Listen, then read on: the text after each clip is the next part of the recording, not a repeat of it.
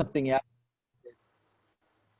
You kind of throw something out, and if it works, you do more of it, right? And if it doesn't work, well, you try something, you try something else. And, so I think they are thinking a lot about their audience and thinking about how they reach their audience. But as you know, one of my arguments is they actually don't really reach their audience, that their messages are sort of not, while their messages are very, very native centric in a way, right? Their messages actually don't resonate with their audience, and so they aren't actually able to stay, in the business on the production side, where you get to actually dictate something more about what, what is going on.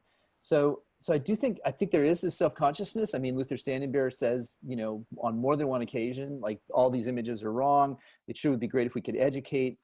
But I think they all also recognize that film, even as it's developing in those early years of Hollywood, is not really that much about educating. It's really about entertaining. The Buffalo Bill Project, which says it's educating, is a great example of a complete flop, right? As an educational, kind of thing, and a flop as a entertainment, as well, because it can't quite figure out what it wants to do. I think, by the time you get to the later, periods, particularly like Jay Silverheels, who plays Tonto, in the original Lone Ranger series, he's quite a reflective guy, and he's quite thoughtful about what he can and can't do in terms of changing up the, the imagery. And so there's been this new batch of scholarship around these actors, of the 50s, 60s, 70s, that has suggested that they were much more attuned to thinking about audience kinds of things. I don't want to go on and on about this, but this friend of mine, Matt Whitman, who's the curator, a curator over at Harvard for the theater collection, sent me something that he was going to try to buy but didn't buy, which was a set of scripts from Iron Eyes Cody, who was not native, right? He was this Italian guy who, sort of made his career playing Indian in the films, to the point where he actually really did, in a way, sort of come to believe that he was native.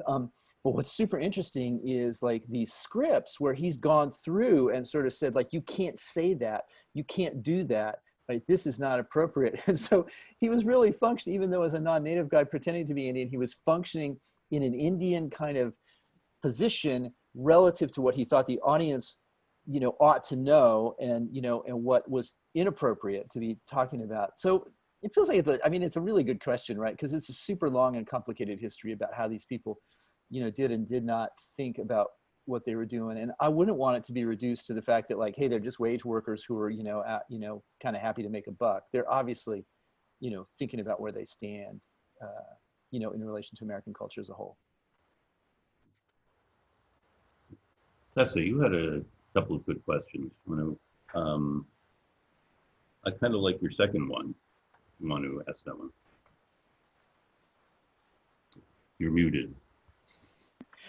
Ah, the refrain of Zoom teaching. Yeah, you've done this. Oh, okay.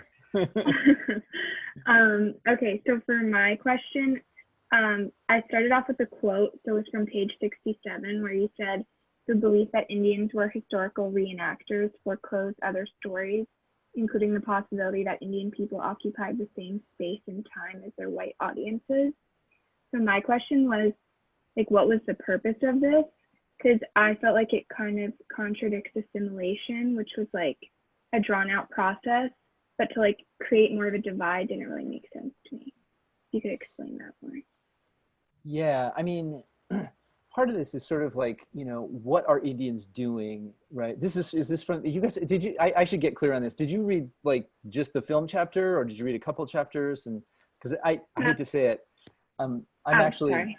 No, that's okay. I'm not at home, and I'm in Northern Michigan, and I actually don't have any of my books, including like any of my books. So ordinarily I'd have the book here and I would go look for that, section kids. So Tessa, can you fill me in a little bit more where that's at? I mean, is that in the film section? That was the second chapter. So yeah, it was the film section.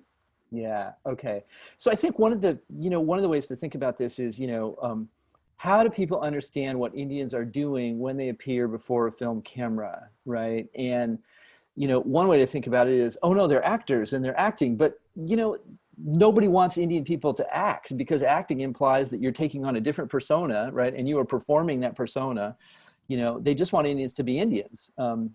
except when they're being extras and they're being filmed from a distance on horses when they can be Arabs or whatever, right? You know, but that's just utilitarian.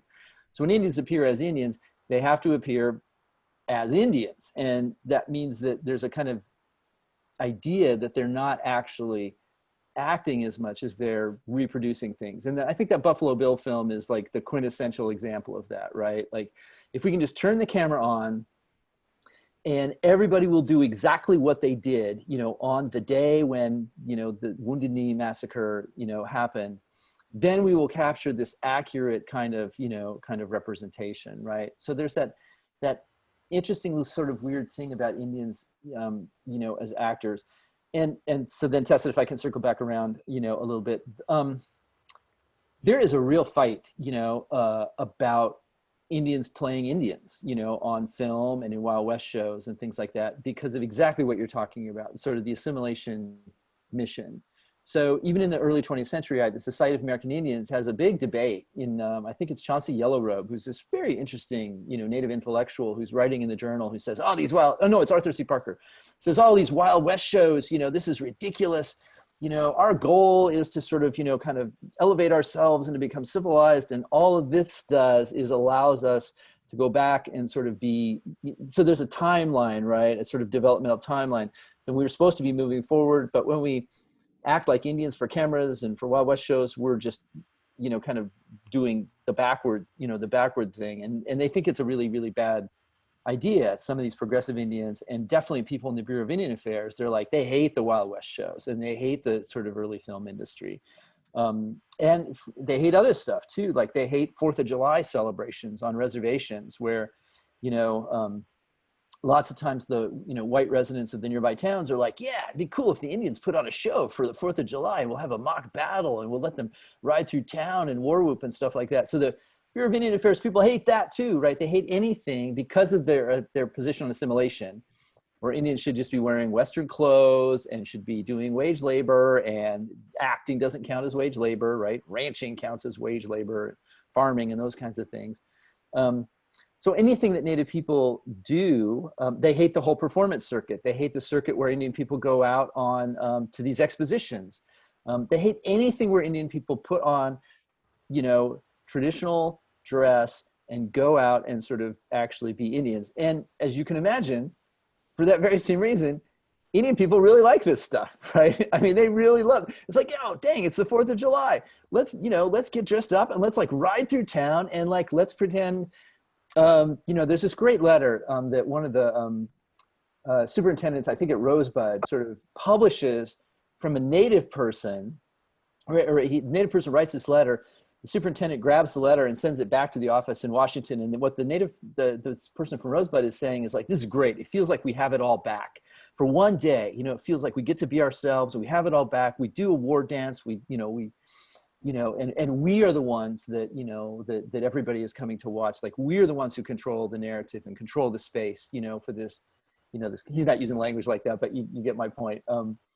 You know, so you can see how it turns into this sort of point of conflict around assimilationists, you know, and the contradiction, as you point out, right, the contradiction is very, very hard for some of these folks to resolve. And particularly, I think these assimilationist Indians, right, who just really, they really don't think this is a very good idea. You know, it's like, it's a cultural politics they don't like.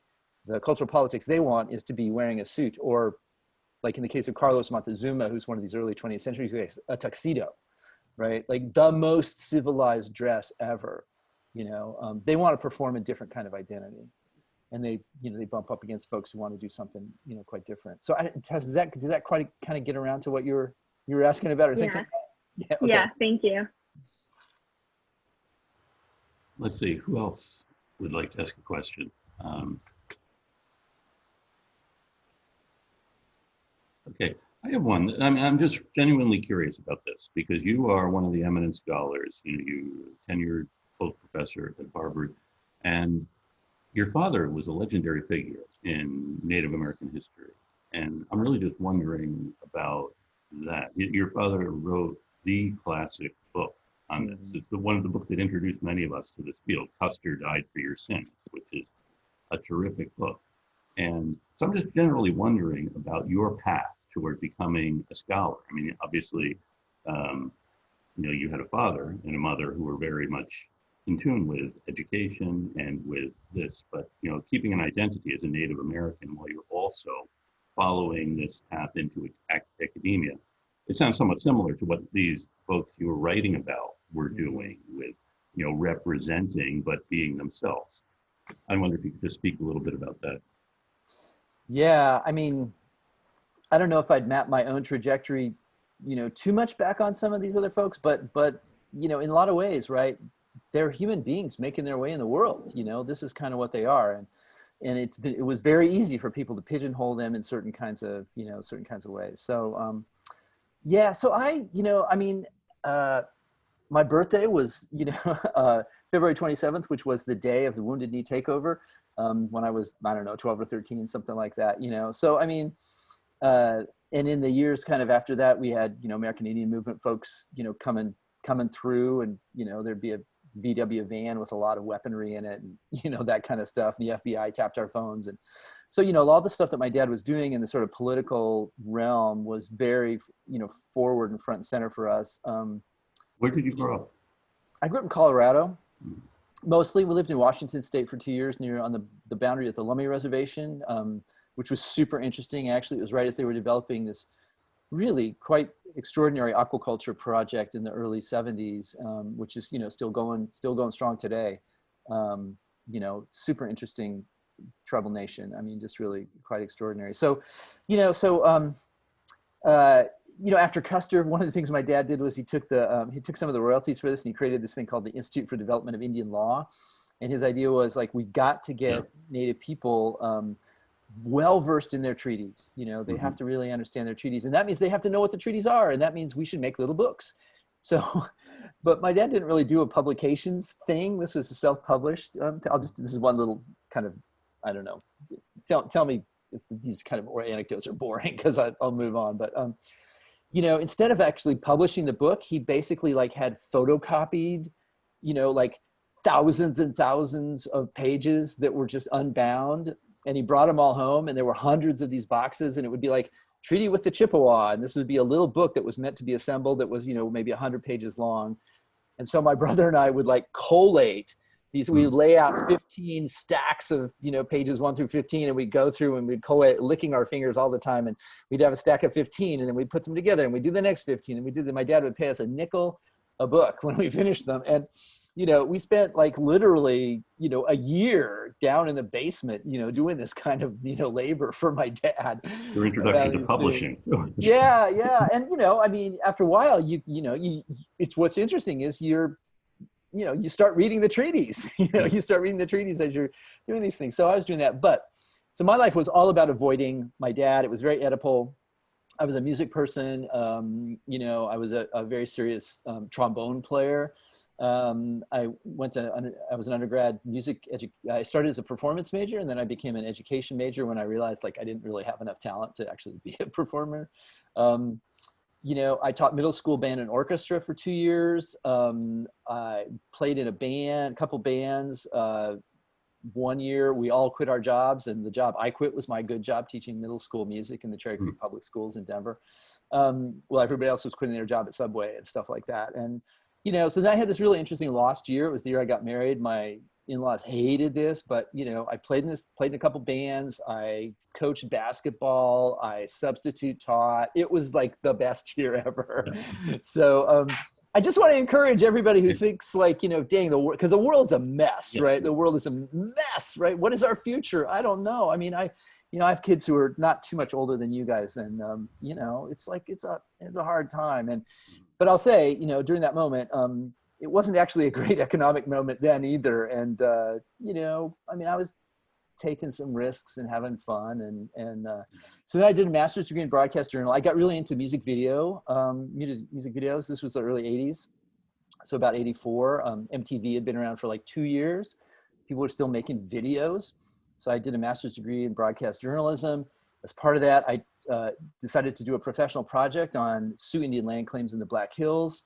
To do that, I had to take a course outside of the journalism school, and I took Patricia Nelson Limerick's History of the American West class at Colorado. And she, for those of you who I'm sure don't necessarily know her, she was the sort of you know, the big deal in sort of Western history. She'd just written this big book, and she's a fantastic teacher and really fun.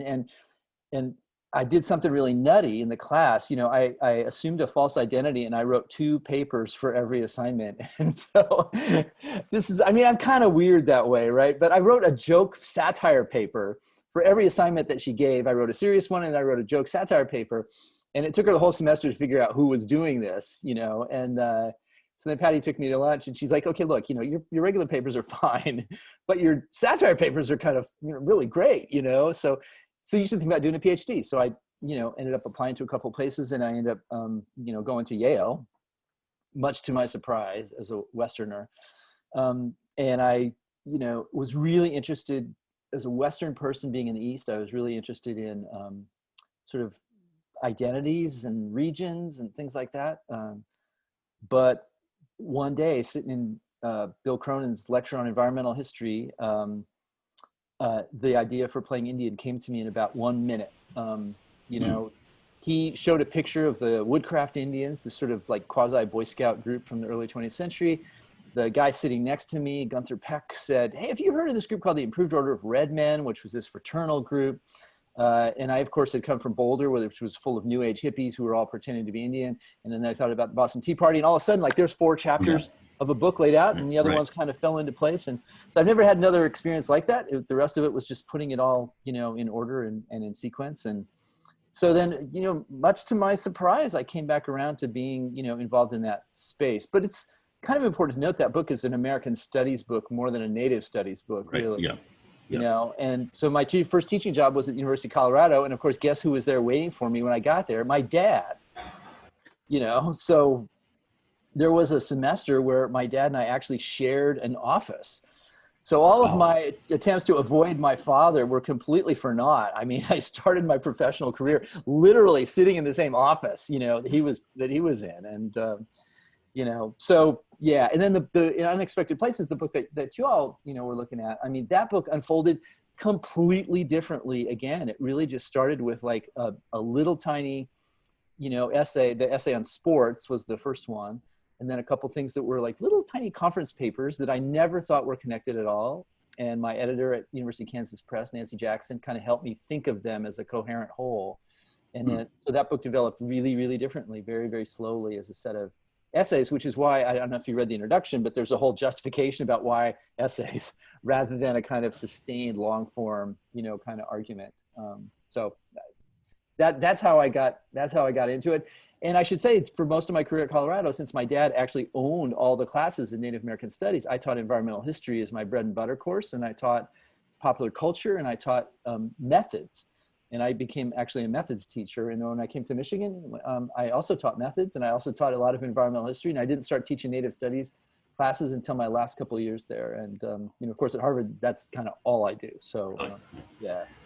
Now, you've also taught songwriting, which is an interesting. Well, you know, so I was the associate dean for undergraduate education. And so, I mean, you know, I'm sure, you know, you all as students don't really think much, and nor should you, about what administrators do. But that was the best job I've ever had. It was a great job. And my brief was to think a lot about good teaching, getting good teaching in the college and pushing my college to teach colleagues to teach well. And to experiment with different kinds of forms and pedagogies. And so we were in early on a lot of technological stuff. I tried to make myself a competent technology teacher, you know, early on. And I've always told my colleagues, like, you have to be a charismatic lecturer who can stand in front of 100 people and hold their attention. You have to be a sophisticated technology teacher who kind of doesn't screw up on Zoom. And like, this has been a challenging semester, you know, for me on that. And you have to be bold and experimental and take some risks, you know, about stuff. So the songwriting class, you know, I was trying to develop new forms, and I was really trying to get us to develop the form of the 1 credit short course that would be of interest to students in, you know, kind of fun ways, and get them thinking, but pull them back into thinking about liberal arts education. So the songwriting class was really a great way to, you know, to do that. I also taught a course on 1 credit course on internships. I taught a 1 credit course team taught with a guy in the business school on problems in healthcare. And these were all experimental, you know, courses. And I did a full guest lecture course called 22 Ways to Think About Food, where I had people come in from all the divisions across the college and like talk about what they did, you know, their discipline, and pose a food problem, you know, and then solve the food problem. So I had chemists talking about arsenic, and I had mathematicians talking about how the military calculates the number of meals ready to eat that go out with a, you know, military, you know, supply shipment. And I, you know, it was super complex. People talking about, you know, medieval sieges and flinging bodies over parapets. And yeah, I mean, it was great. I mean, it was, I learned so much. But songwriting classes, because I'm a songwriter and I'm a really bad songwriter. And, you know, and part of the class was about making a disclosure of that, right? To say like, you know, songwriting is one of those things like writing in general, where it's like, oh, you kind of believe there's this magical skill that you have. And like, if you don't have it, you just don't have it. I'm a bad writer, but it's not true, right? It's a craft and it's a skill. And part of it was to say, look, I'm really not very good at this. And if I thought systematically about how to be better, could I be better? You know, so I wrote songs every week with the students, you know, as well. We did 2 songs a week. You know, my theory on this is exactly like my theory on writing. Like, you got to write a lot to write well. You got to write 50 songs before you write a single good song, right? Somewhere in your 50 songs, there'll be a song that's kind of a good song, you know? If you're good. Well, I not even if you're good. I think really? if you are serious about the craft of it, right? Okay. So I have become increasingly, you know, moved away from like the sort of magic of skill and talent. I mean, there is some element of that is super, super important, right? There's no doubt about it. But, you know, I mean, I think we turn away from stuff that we ought to be doing, like music. Yeah. Because we're not like super great. And so I authorize everybody to be mediocre and have fun. You know, and that's me. That's me. Yeah. That's good. Now, would you start with the words or with the tune? Well, we had different ways of thinking about it, right? So I've said, like, look, there's 4 ways into a song. You write down your lyrics, right? And you kind of, you're hearing a lyric in your head, or you're hearing a good line, and then you go back and put music on it. Or no, you are a guitar player like me, and you have a cool chord progression, and then you're trying to create a song. Or no, you're walking down the street and you hear a melody and you got a melody going on, right? Or you have a beat, right? And the beat sort of generates stuff. And so we tried to work through each of those as a way into, like, this is really a problem solving class. Like, each of those are a way into a solution to a problem. And there's no one right way and there's no one wrong way. And actually, if you're going to be a good songwriter, you should know how to do all of those things, right? So this is again about the skill and the craft, you know, and that. We've drifted away from the book. I'm sorry. Well, this is good. This is good. This is a very interesting conversation. Other questions, if you want to bring us back to Indians in Unexpected Places or the topic of the class, we can do that. Or we can talk more about songwriting and other challenges of teaching. Do you get to do much experimenting in teaching at Harvard? Not so much. I mean, not in the form of the class, you know. You know, things are pretty straight up here. I mean, I did an experiment that really flopped yesterday, actually, in class. But, you know, so you can do it within the confines of your class, but it's a tactical mistake rather than a big strategic, formative mistake, you know. We shouldn't give away too many of our pedagogical secrets. The fact that we're up here performing and we're never quite sure how it's going to go. You know, one of the things that makes it fun, but also, you know, you do have good days and bad days. And sometimes when I've done back-to-back classes, sometimes I'm doing the same thing and one goes really well and one goes really, you know, not so well. So I was teaching, taught this course on popular culture in Colorado. And one day I was really kind of underprepared for class, and we were talking a little bit about sports. And I just like this thought came to me, and I was like, hey, you know, is a race car driver an athlete or not? You know, and like, boom, the class explodes with this super interesting conversation, right? About physical strength and technology and training and, you know, all of this kind of stuff and you know, mechanical aids to athletic performance. And it was great. I mean, it was fantastic. And so then the next year when I taught the class, I'm like, okay, I know what I'm doing that week. You know? And I go in and I'm like, okay, so is a race car driver an athlete? And there's this like absolute silence as everybody in the class stares at me and says, like, that's the stupidest question ever, right? So you never can tell, right? You can never tell what's going to happen. Anyway, but speaking of athletes and sports, I know a number of students are writing their papers about the whole issue of mascots. And I wonder if you have anything you'd like to add to that particular discussion.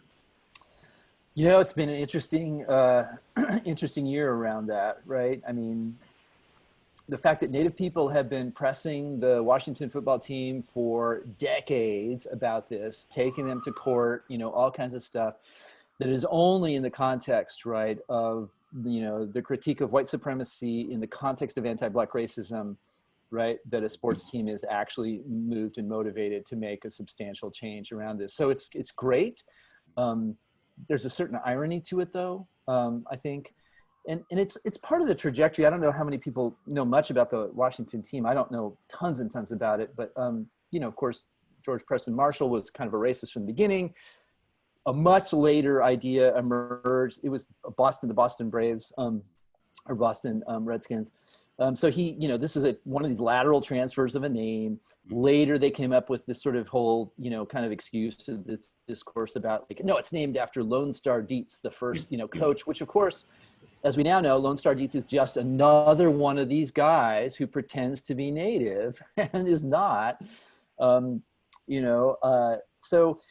But what's been super interesting for me over the last couple of years has been, conversations with African-American folks in Washington, right, who said, look, after the riots of the late 60s, Washington was a completely dangerous, fragmented town, right? There's so much racial tension. And then sort of like in the early 70s, Joe Gibbs and the Joe Gibbs editions of the Washington team, came on, just had these great years, and it was a fantastic team. And so that they have this narrative that the town healed itself, right, around these racial, to whatever extent that's possible, healed some part of its racial division around unifying around the team, and what was the object of that, right? Everybody dressing up in their Redskins gear and doing all this kind of stuff, right, was this point of unification. Right, so the indigenous was used as a way to imagine racial reconciliation between, Black and white. So super interesting, and that made it, I think, really hard, for African Americans in DC to come around to the critique of it. But by the aughts, they were doing that, and we had this symposium at the Smithsonian. I forget exactly when it was, 2012 maybe, or something like that, and I got asked to be on a couple of these, African-American radio shows, AM band radio show, talk show kinds of things. And it was cool, because like they had thought it through. They had the critique down. They saw me as being a gradualist, They're like, well, professor, you're doing the academic thing, but like, we want change now. I'm like, okay, great. I do too. That's cool. We're on the same page. So it's been pretty neat. And I think that's been that thing has been building. Cortland Malloy, a columnist in DC, has been very, very straightforward on this and very strong voice, for a really long time. And, I think has been slowly bringing the players around. And of course, now we've had this explosion of consciousness around, around things, which has, expanded. Right. And so, it's that really interesting, really interesting moment. I think the bottom line on this, like we've said the classic arguments over and over and over again. You wouldn't name another team after a racial or ethnic minority group, would you? You wouldn't create demeaning rituals and ceremonies and stuff like that with another group, would you? But that argument has just not had any traction, because of the ways in which Native people are so easily marginalized and erased. I mean, it is evidence, if you all are reading settler colonial theory, it is evidence of the claim and the prediction of settler colonial theory that the indigenous will always be erased. Right. Even when you try not to erase, indigenous will be erased. And there's a really great example. So I've been consulting with a team I cannot name, around the possibilities of changing the name. And the argument I've really been trying to press with them is, this is not an attack on sports. It's not an attack on sort of the very processes of fandom and of team naming and those kinds of things, right?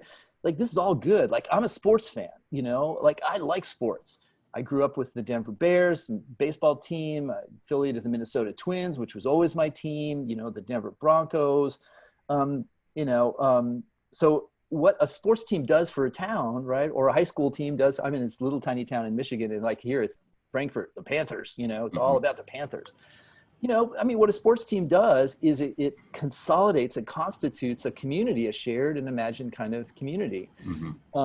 It has no responsibility to honor any racial or ethnic group. And so every time that, folks start to say like, well, we really want to honor, we're here to honor Native people, their warrior spirit, we're honoring that, it's like bullshit you are, that's not the purpose of a sports team. Everybody raise your hand and repeat after me. The purpose of a sports team is not to honor an ethnic group.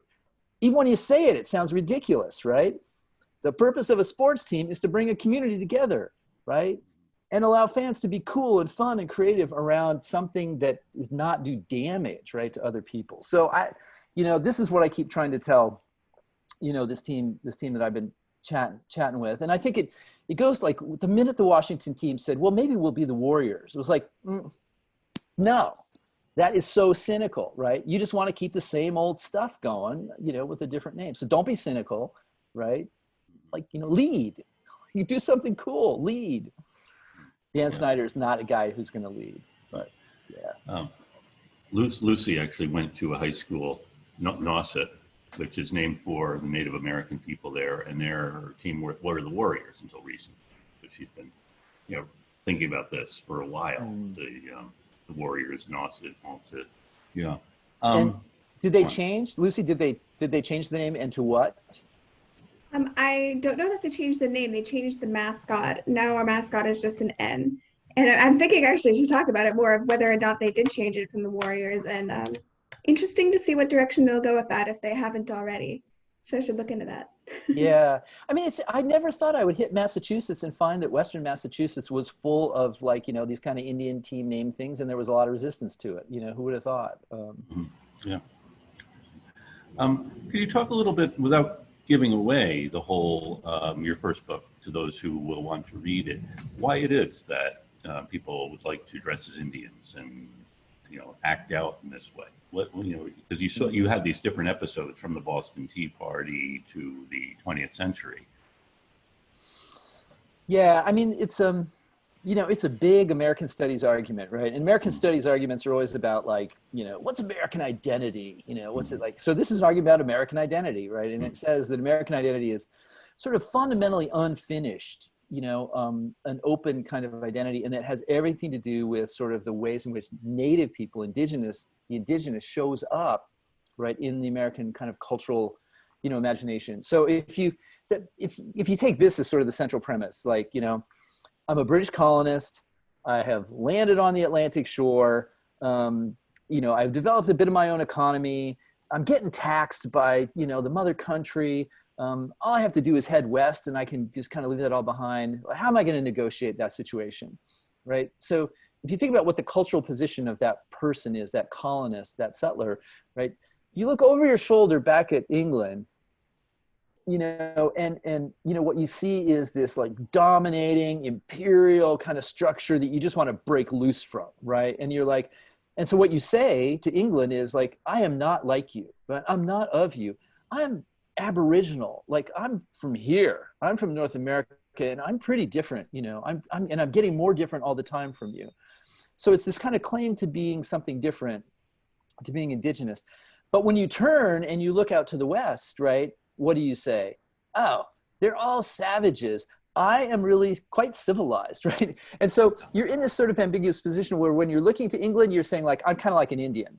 And when you're looking at Indians, you're like, I'm an Englishman, I am totally civilized. And so this is the weird dynamic that these settlers find themselves in. It's triangulated kind of dynamic, and so part of the argument in the book then is tracking how putting on a costume, kind of actualizes that, triggers it, makes it happen, gets things going in your head. So, you guys all put on costumes, right? You've all had a mask, right? Some moment where you put on somebody else's something, or it's Halloween or whatever.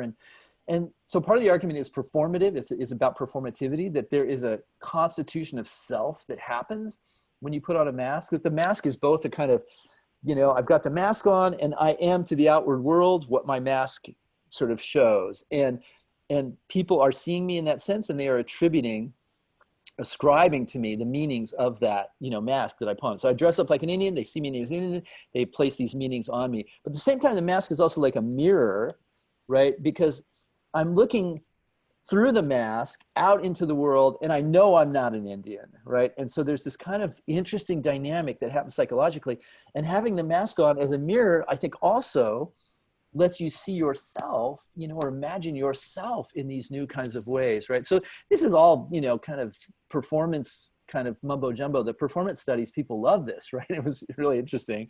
But there's something about wearing a mask, right, that actually kind of matters. And one of the transitional moments then is when these colonists are imagining these kind of different positions for themselves. They put on these masks and they take these old European rituals and they transplant them into the new world, and they make them kind of, they make them different, right? They make them really productive. And so, you know, so the book's really split into two halves. And the first half is like, this is what it takes to stop being a British colonist and start being an American who is capable of imagining not just a rebellion, but a revolution and a new country, right? A new country. The second half of the book basically turns around the turn of the 20th century, where Americans, I think, confront a different crisis, the crisis of modernity, which is where the Unexpected Places book kind of, you know, lives as well. They're like, damn, you know, the frontier's over. We killed all the Indians. You know, what are we going to do? How are we going to deal with the city and the, you know, all of that stuff? And the answer then becomes, oh, we're going to dress up like Indians again, because that's kind of what we've always done. But the meanings end up being kind of inverted, right? And so it's produces stuff like the Campfire Girls and the Boy Scouts, which are really, really important in this practice, the YMCA Indian Guides, various hobbyist groups. I've got this little riff on the Grateful Dead Indians of the 1960s, where, you know, Grateful Dead folks, you know, kind of do the whole Indian thing, and then kind of New Agers and hippies, you know, in the 90s and the, you know, into the 80s and the 90s. Yeah. So, you know, it's this kind of big argument about American identity. And what was really interesting, right, that book came out in 98. Patrick Wolf wrote his kind of definitive piece about settler colonialism in 2006. And so, much to my surprise, right, folks who were involved in settler colonial theory had grabbed onto this book, in part because of the triangulation argument, right, that the settler is neither indigenous nor of the metropole, the mother country, right?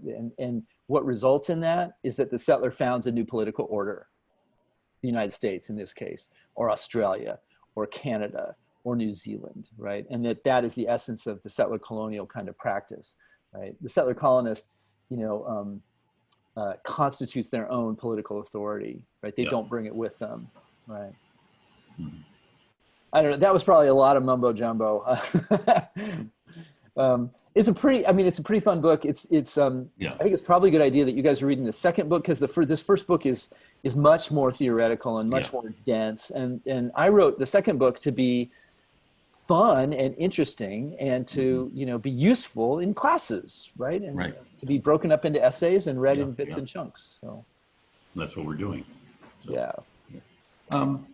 And one of the things that does separate you from a lot of other academics is the fact that you have a sense of humor and are funny. And in fact, your father had an essay about Indian humor too, and I think that also set him apart from other scholars of the field. He talked about how serious everyone is, and these weren't the Indians he knew.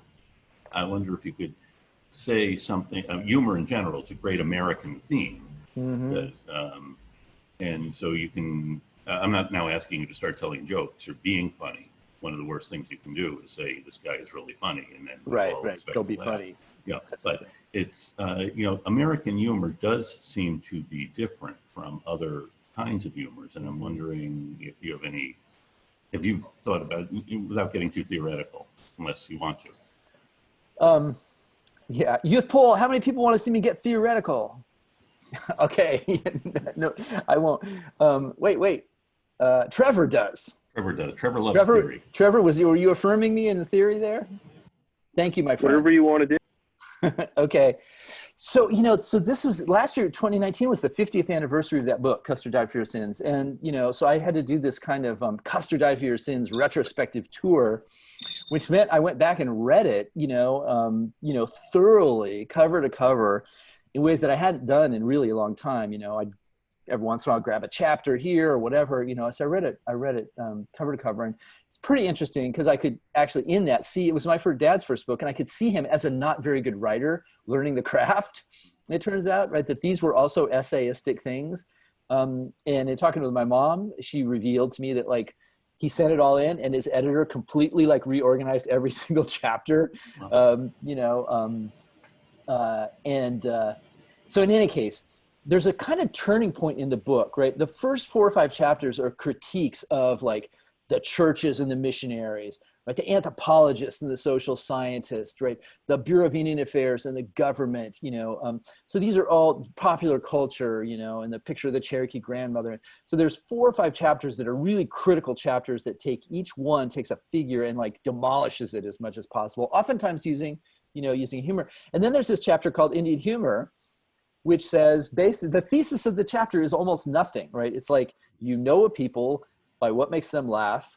Humor is, a good way into understanding a culture. You think Indian people are not funny, but they really are. Let me tell you some jokes. And then it's like a stand-up routine for the rest of the chapter.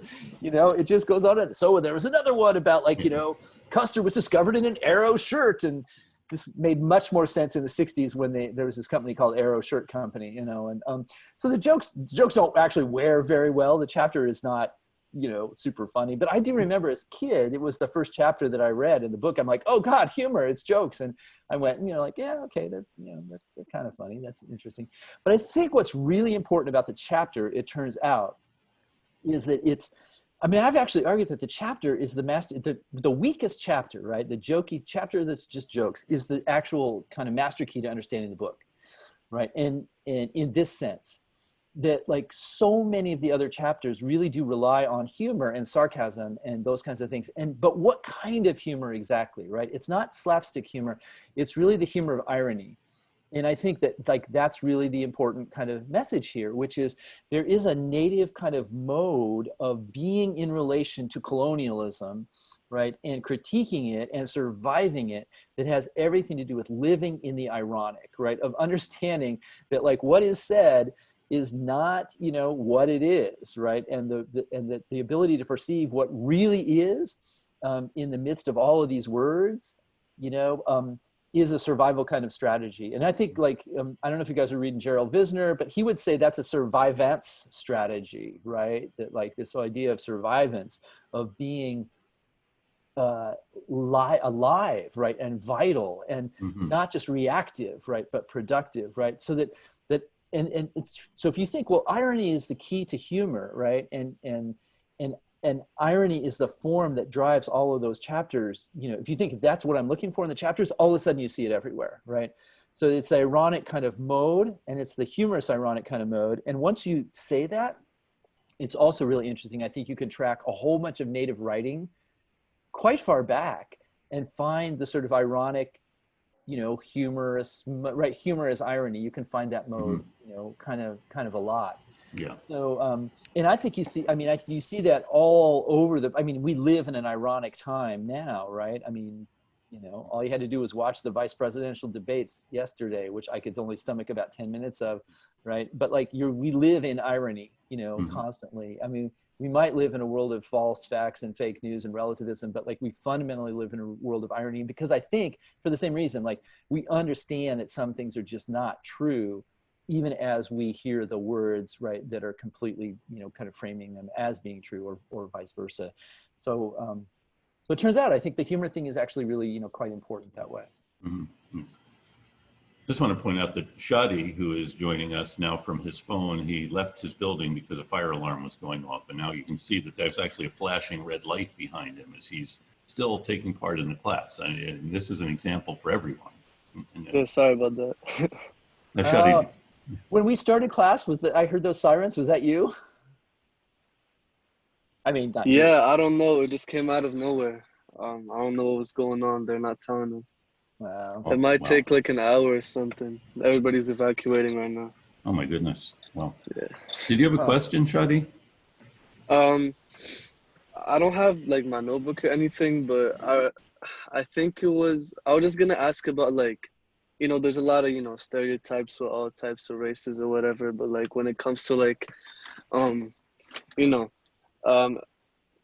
when it comes to like American Indians, it's basically like, oh, they're like savages or like they're just like warriors or whatever. Like, what do you have to say about that?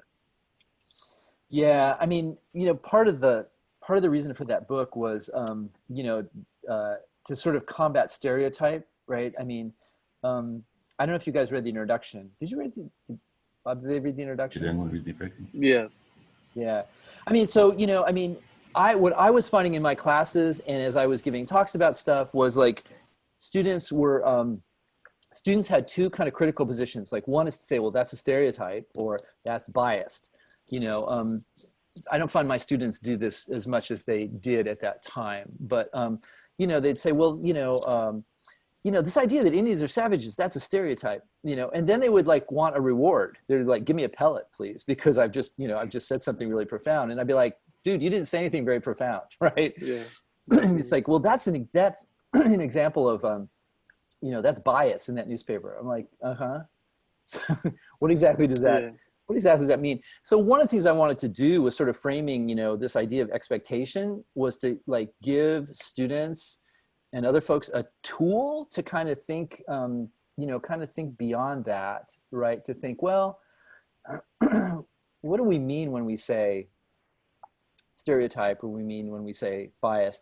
And so there's this sort of section in here where I say, well, is that an ideology that we're talking about, or is it a discourse that we're talking about? And dang, what's the difference between those, you know, those words? Trevor, we're going to walk into theory land for, you know, a minute here, right? I mean, so on the one hand, you know, there's this whole sort of tradition that comes out of Marxism, kind of, you know, mostly about ideologies, right? That ideologies are these sort of like not quite false, but not quite true sort of statements or belief systems that, you know, sort of allow us to wrestle with certain kinds of, you know, contradictions. I think I probably quote Althusser in there. This guy, Louis Althusser, says, ideology is, I'm not going to get this quite right, our imagined relations to the real conditions of our existence. Talk about irony again, right? Yeah. Our imagined relations to the real conditions, you know, of our existence. So when we say something is ideological, it is partially true, right? And so you can say, okay, there's an ideology about Indian savagery. To say it's a stereotype is in some ways to sort of say like, well, that's just something that white people make up that's not actually, you know, kind of true, except when we want to call them warriors and honor them at our sports teams, because what we're really honoring with warriors is kind of a savagery, you know, kind of, you know, kind of thing. But to say ideological is to say like, no, actually, if you were a 19th century guy out on the Great Plains or an overland immigrant and you saw, you know, 50 Lakota warriors coming over the hill at you, like, you know, like you're in trouble, man, right? Right. Because, you know, I mean, because there is a kind of like power, right? That these are big guys, right? I mean, we should, you know, oh, Indians are sort of, you know, like these are big, huge, strong guys, right? Who make their living, you know, fighting and killing people and hunting, like they know their business, you know? And if you're some pathetic guy from Boston with a wagon, you know, it's like, these are savages, right? I mean, and you know, so I've had friends, so my friend Paul Chapp-Smith, right, who's a curator at the NMAI, at the Museum of the American Indian, has this whole wonderful essay about sort of Comanche torture, you know, where he's like, look, we tortured people. Like we tortured people really badly. Like, you know, we were very hard on people, you know. He's like, so what do we make of that? Do we deny it? Do we say that, you know, savagery is a stereotype? Do we say savagery is the wrong word? How do we engage the question, right?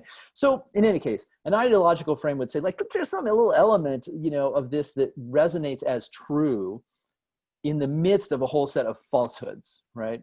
And so if we say 90% of the discourse of savagery is falsehoods, right? But some part of it has some kind of thing, right? That is what allows ideology to keep functioning. It's not just a lie, right? It's a lie that has a little bit of truth in it and a lot of purpose and a lot of unevenness. So kind of half of what I want to talk about was ideology in there. And the other half was discourse, right? Which really comes out of structuralist language theory and, you know, things like that, where we would say, look, you know, the mind and language actually sets parameters on what we can think and what we can't think. And there's stuff outside of our language box that we just cannot even conceive of how we would think, right? So we're stuck within these kinds of, you know, language boxes, you know, of structural meaning. And, you know, folks, theorists like Michel Foucault and people would come along and say, well, look, what we're talking about here is discourse, right? A system of language and speech and institutional kinds of being and acting. That's not the same as ideology, but it is a really important kind of way to think about the constraints on what we are allowed to think, right? What we're brought up to think, you know, is there a way to escape that or not? So part of the argument of the book is to sort of say, well, look, you know, stereotype and bias are really unsophisticated ways of talking about it, right? They're political is basically what I was saying. It's like, they're political in the sense that politics is the art of taking a complex paragraph and making it into a really stupid one sentence claim, right?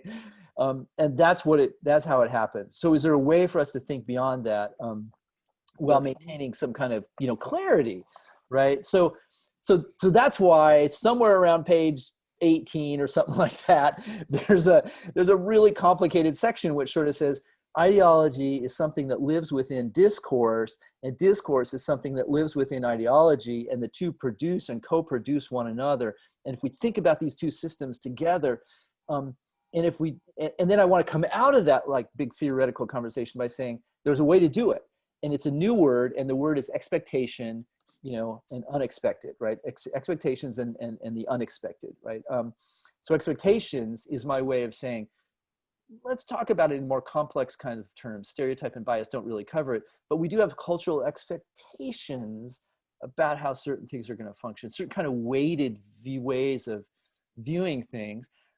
But within that, there's lots and lots of room for error and lots of room for movement. And of course, there's room for Indian agency. Like that's the most important part of it, right? It's not just that white people see Indians and that's the end of the story. Mm-hmm. It's that Indian people see how white people see them, right? They understand the expectations and they live within the expectations and they question the expectations and they deconstruct the expectations and they take them apart. They live lives that are in effect, you know, unexpected, right? Yeah. So it's a way that I tried to sort of carve out space for both thinking about stereotypes, ideologies, discourses, and stuff like that, but also giving Native people a kind of voice in that and giving them sophistication in the ways that they understand, see white people, and, you know, respond to them. So, you know, so every time, you know, some Native person from New York State or New England or whatever puts on a Plains Indian headdress in the early 20th century, you know, they're living within the expectations, they're doing cultural politics, right? They are establishing a kind of platform, you know, for themselves to speak, you know, in certain ways. And so they're doing it's a political act, right? It's goofy, yeah. Right? We should admit it's goofy, right? And they know it's goofy, but you know, it's an act with political consequence, right? Yeah.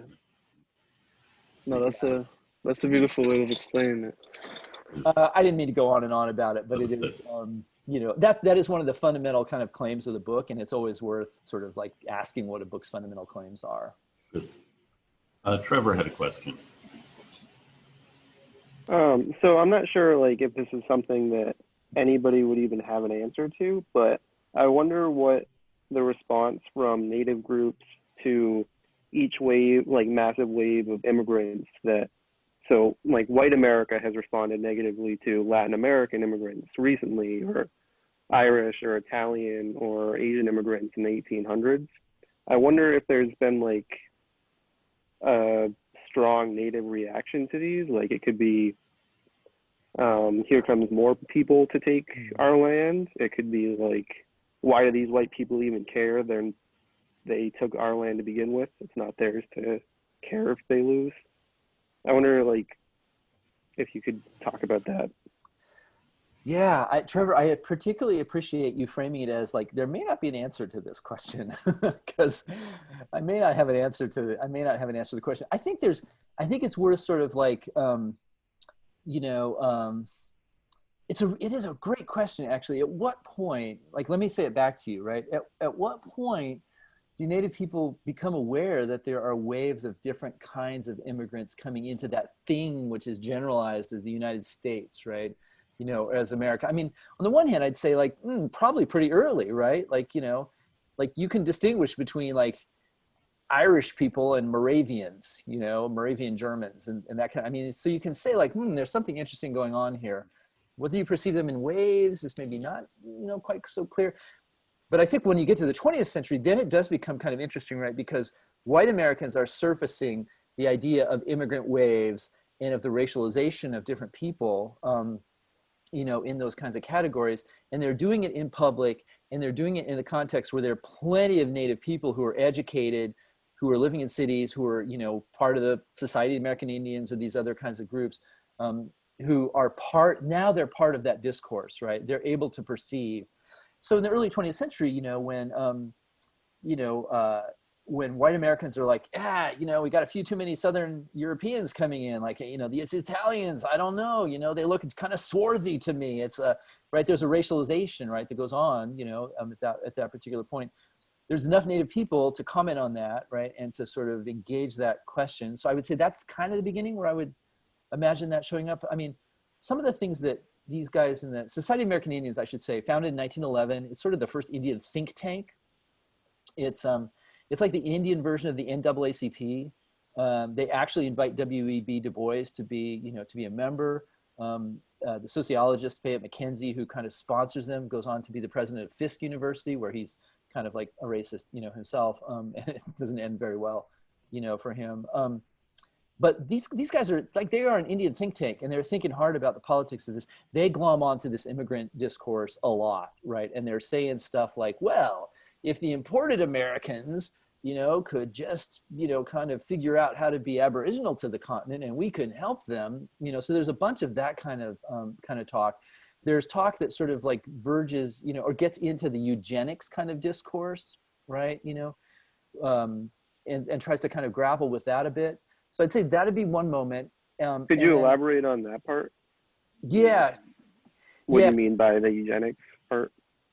Sure. I mean, you know, so there's a whole, you know, kind of thing that starts happening in the early 20th century. It carries through into the, you know, kind of 30s when it sort of dies out, this eugenics stuff, where basically, you know, kind of main stock, old school white Americans, you know, Teddy Roosevelt, of the Teddy Roosevelt school, let's say, you know, Teddy Roosevelt can be found to be making eugenicist utterances, you know, from time to time. Or this guy Madison Grant, you know, is a famous eugenicist at the moment. So basically what they're saying is like, well, you know, the old school white stocks, by which they mean Anglo-Saxon, right, are being overwhelmed by these immigrants from these other places. And, you know, Southern and Eastern Europe are kind of like part of it.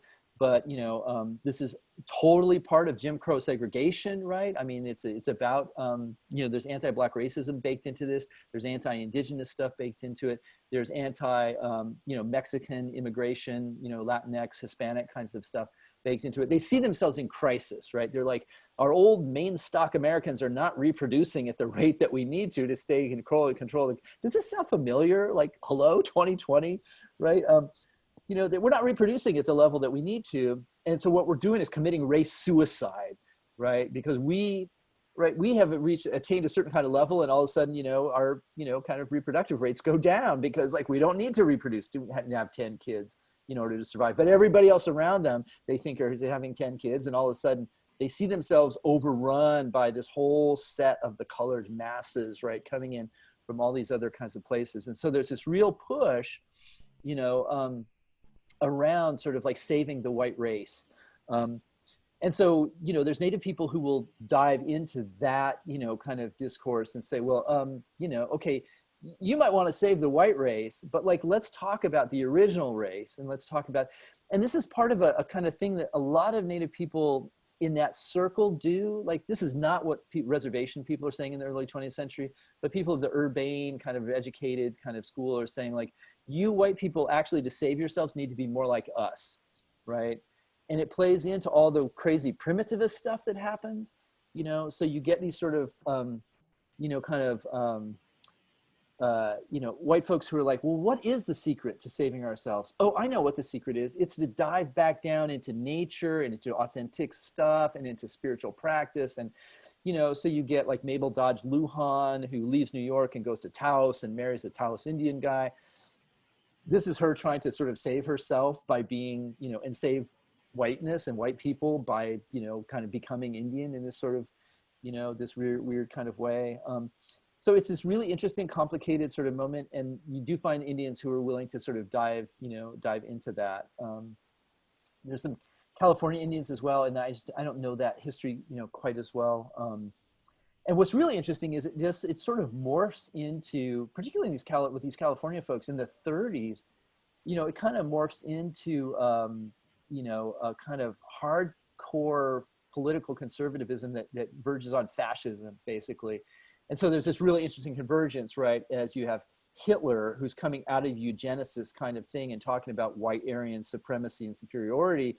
And you've got these native folks in California who are making alliance with this group called the Silver Shirts, which is the sort of American fascist Nazi, kind of group. So it's weird, right? This whole thing is very, very odd, in this sort of sense. And I would just point to the post-65 immigration moment where waves of immigration becomes kind of a trope that we can sort of see, and we see contemporary stuff right now, right? There's lots and lots of indigenous folks who are saying, look, when you say that the southern border is full of Mexicans, what you're missing is that it's a lot of indigenous people, and you send Spanish language translators to folks who actually just speak Nahua, so, there's I think a very, kind of critical edge on sort of the ways in which particularly southern immigration, immigration through Mexico, right, is being framed right now in ways that it seems to completely erase the indigenous, out of this, right?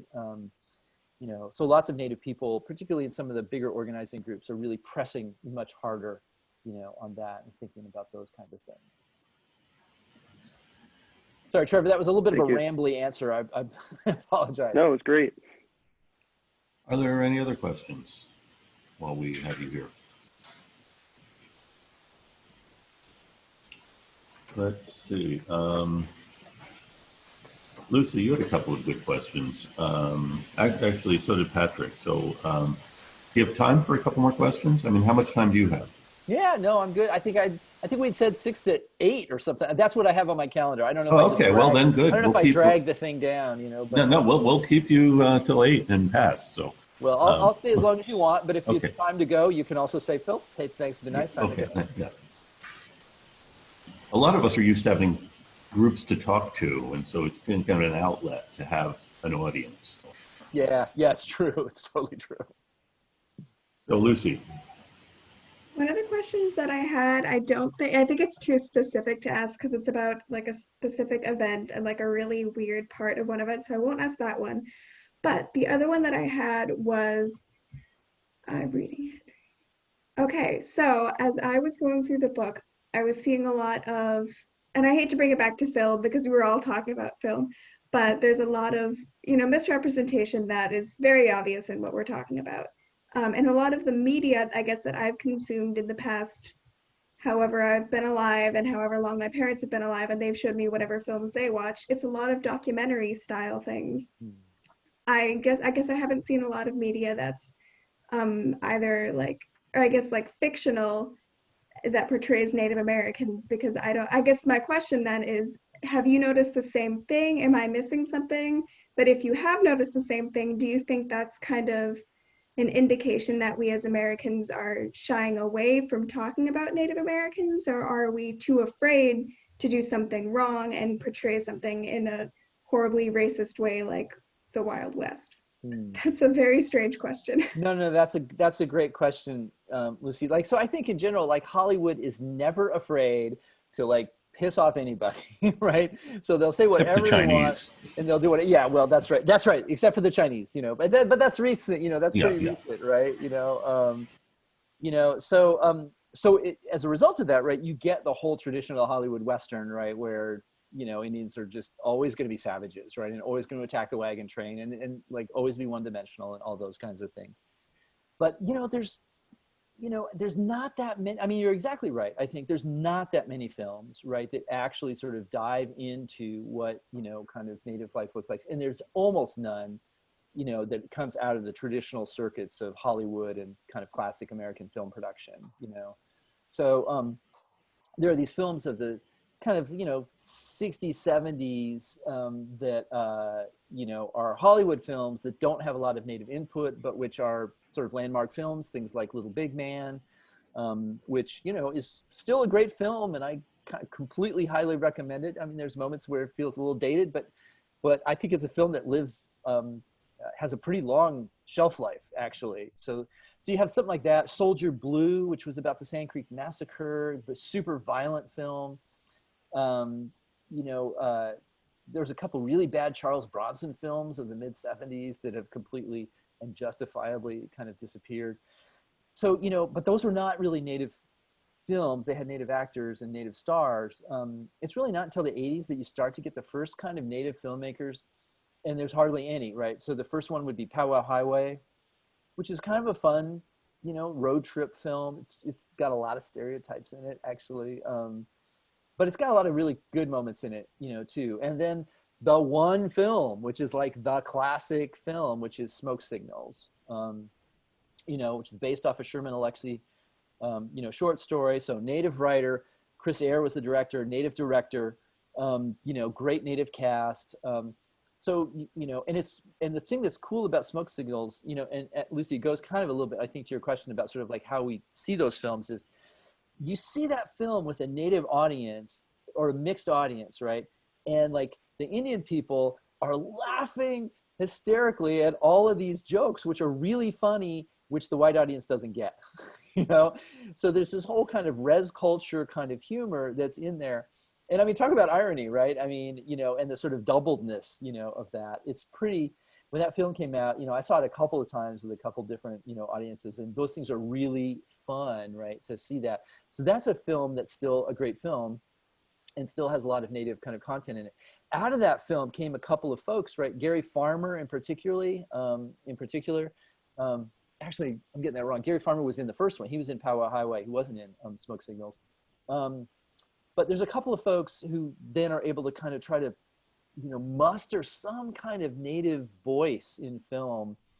But what they've ended up doing is supporting a lot of native filmmakers who do short films, who don't do industry length films.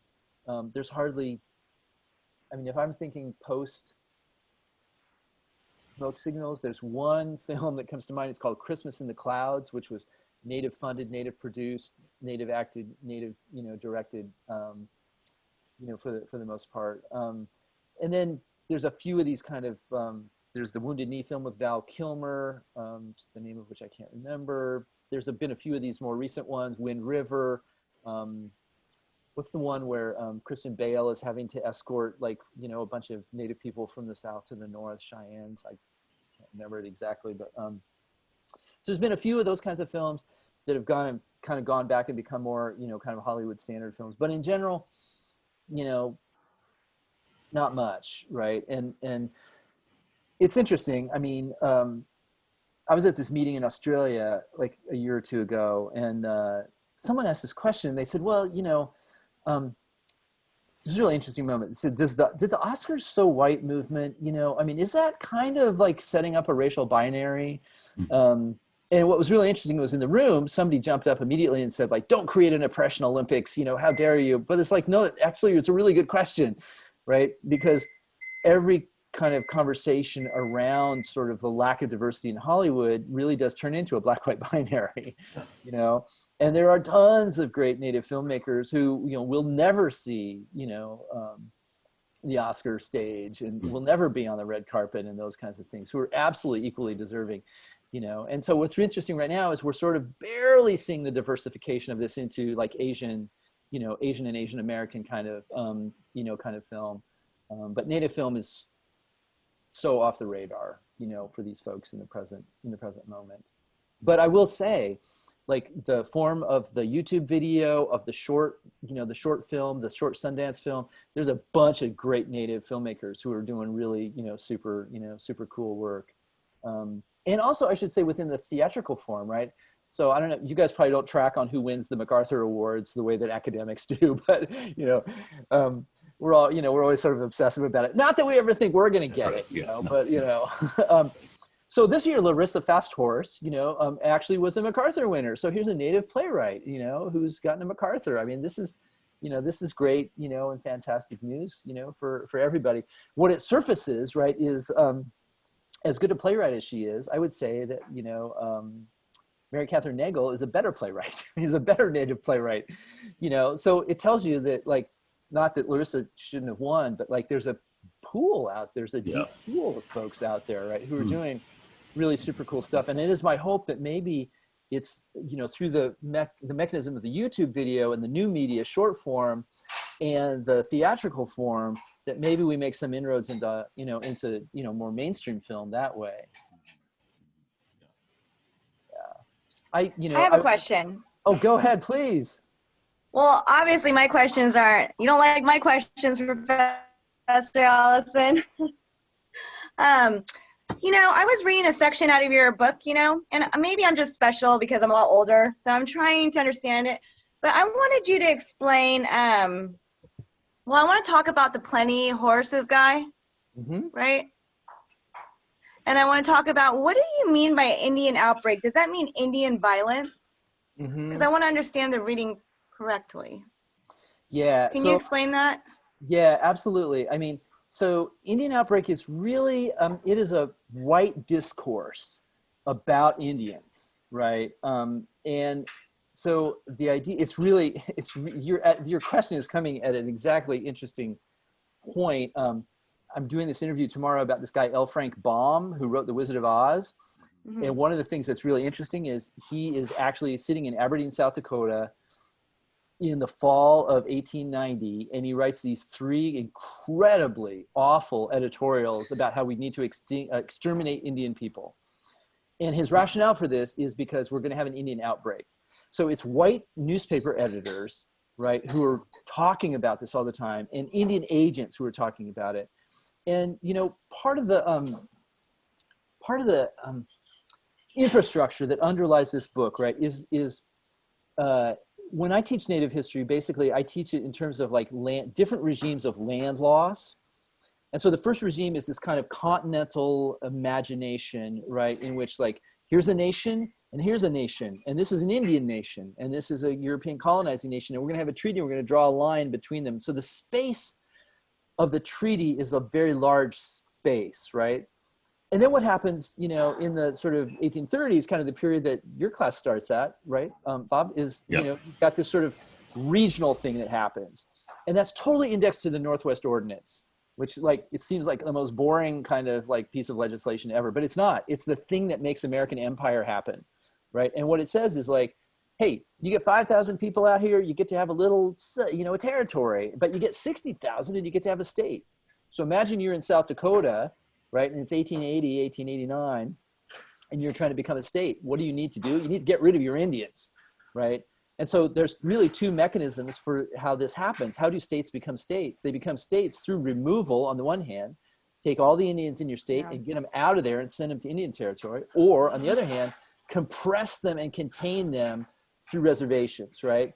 So all the Native people who once occupied this whole state, now they're gonna occupy this tiny little portion of it, right? And what's going to happen with the reservations? Well, you know, we're going to build a fence around it, right? We're going to create an Indian police force to patrol the fence. We're going to make you have a pass or a permit for you to leave the fence, right? So it's this kind of concentration camp, right, that's set up, you know? You know, and so then what happens? What happens if Indians get outside the fence, right? And that's the moment of the outbreak, right? It's like, the Indians who are inside the fence and we're keeping them locked up and we're keeping them pretty safe, right? They're pissed, right? They're sitting there and they're furious. And if they ever get out of the fence, they're going to kill us, right? And this is exactly what Frank Baum says in these awful editorials. He's like, we have wronged them, you know, like we have wronged them. And we've wronged them to the extent that like, they're probably going to come kill us. And so to solve that problem, you know what we ought to do? Let's kill them all first, right? You see, literally this. That's what I was thinking. I feel like they just like the U.S. uses an outbreak as an excuse to massacre them. Yes, that's, you know, like they say, and then you have all the news, like the Omaha Bee, which I've learned about, who spread major lies, you know, for people to believe it. And so the Indian people just, from what I've learned, they just wanted peace, right? And it's like the U.S. wanted land, so they just massacre these people. And then there's news spread about how terrible, like violent they are when it was the other way around. Am I wrong? No, that's exactly right. And the consequence of this, right? I mean, Wounded Knee is the big marker of this, right? It's like part of the argument here is that, like, leading up to Wounded Knee, everybody's worried about outbreak. You know, is there going to be an outbreak? What are we going to do to quell the outbreak? We need to call troops, blah, blah, blah, blah, blah, right? After Wounded Knee, like, the massacre is so devastating that white people can no longer imagine the possibilities of outbreak, right? Which is why one of the things I wanted to do in that chapter was talk about Native violence after Wounded Knee, after the possibility of outbreak was supposedly, you know, kind of ended, because it really leads into the third sort of way about taking land, which is to say the allotment policy, right? And if we say, like, oh, we went from the continental space to the regional space of the reservation and the state, now we're going to take the reservation space, we're going to put a big grid on it, we're going to chop it up into 160 acre parcels, we're going to have every Indian's going to get one parcel, and now we're going to take all the rest of the land and we're going to give it to white people, right? So the idea here is that the scale of land holding that Native people have is met by policies which are indexed to that scale of land. So if you own a continent, we're going to do continent to continent treaty kinds of relations of diplomacy.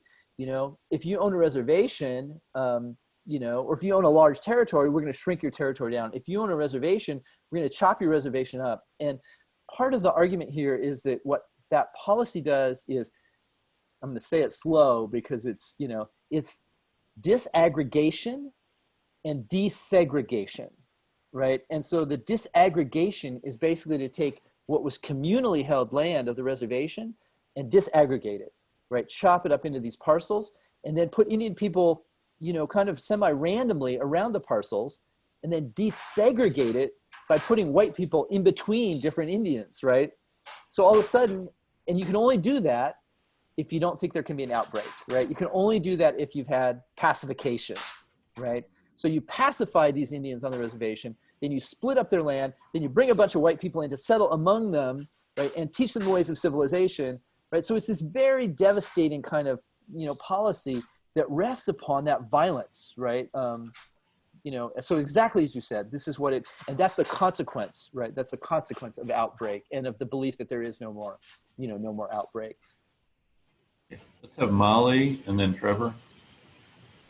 So this question isn't like directly related to what you were just talking about, but you talking about how there are a lot of Native people like down by the Mexican border currently to this day made me think about if, like, I know that there were Native Americans and Indians in Mexico when like the American people arrived here, like when the colonists arrived. So I was wondering if Mexico, I don't know if you will have an answer to this, if Mexico has had these same issues like with the removal and trying to assimilate them and that kind of thing. The answer is yes, but so yes. So Mexico has, you know, had their own kinds of issues around sort of how they deal with Native people, but the whole discourse in Mexico is quite different, you know, and my friend Josie Saldana Portillo has written a really, really great book about this, if anybody's interested in kind of pursuing this. So what happens in Mexico, right, is a different kind of ideological formation, which is like that of mestizaje and sort of mixing.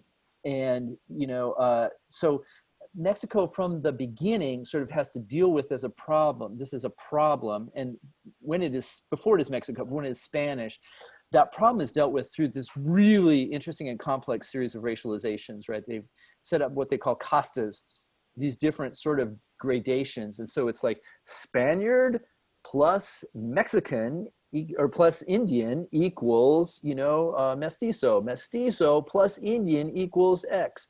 Spaniard plus X equals Y. And there's like something like 120 of these sort of racial distinctions, right, which also include African descended people, you know, in them.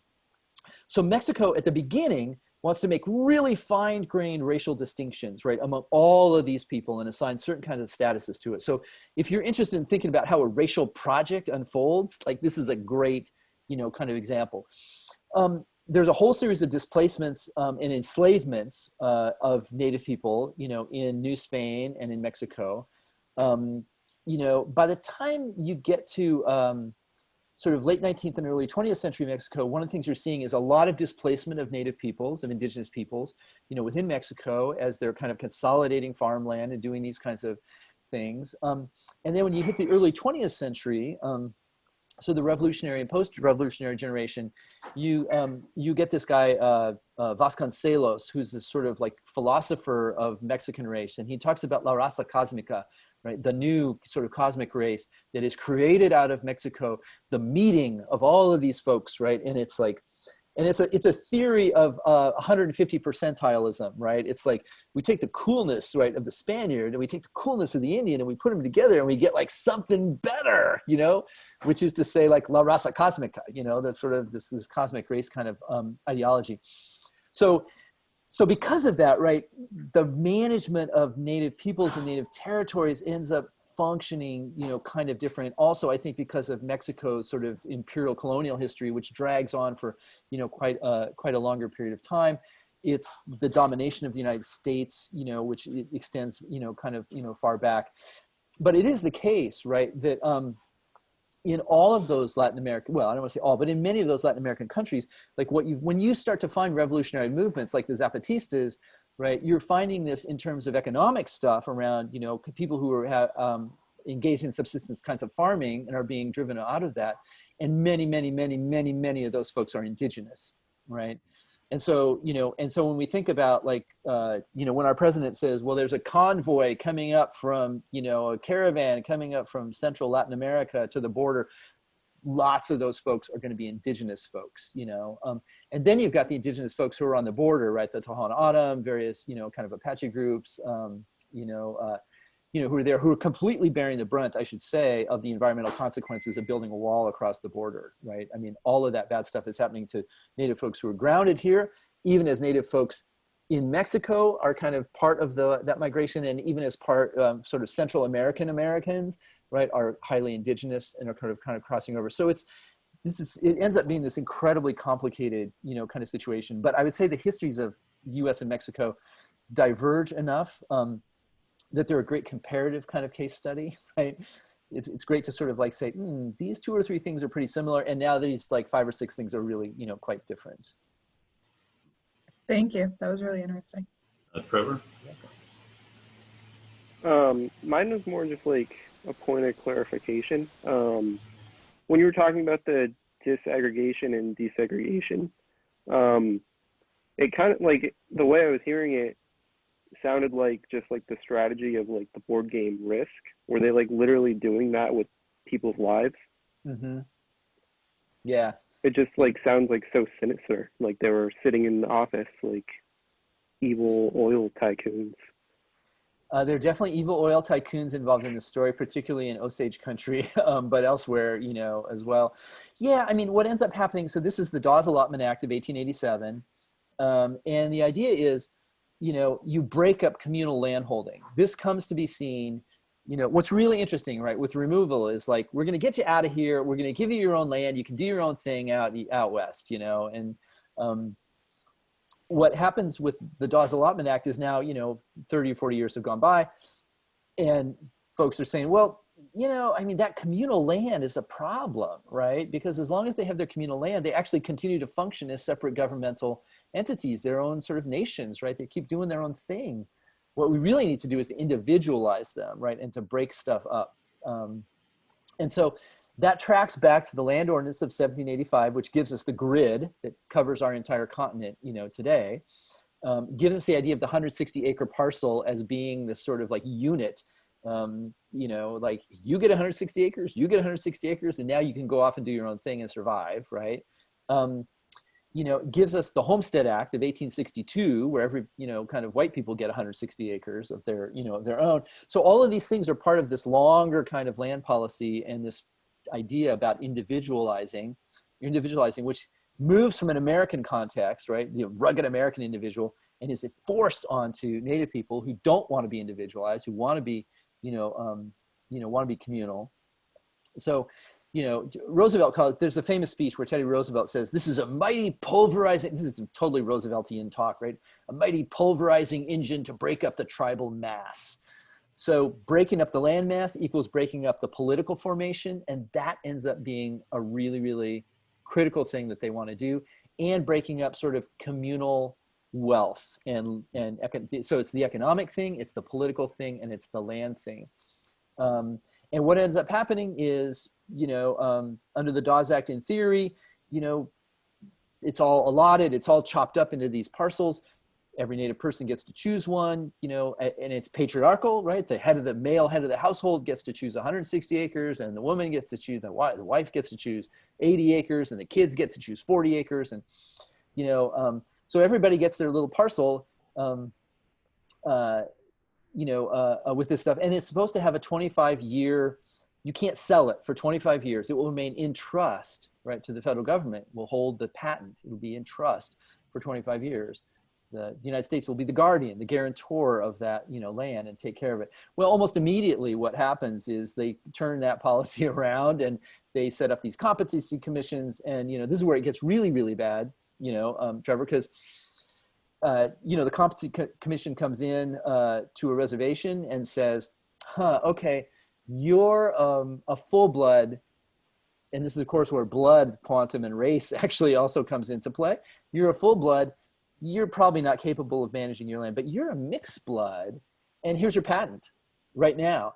And so they hand them the patents, and what happens? Half the time the agents grab the patent and sell it to their buddies, or they get their buddy over at the bank to come in, or they set up loans. I mean, people are just starting to talk about this right now, but the form of the loan to Indian people and Indian nations is one of the fundamental tools that is used to dispossess, folks, from big treaty negotiations down to these individual, kinds of parcels.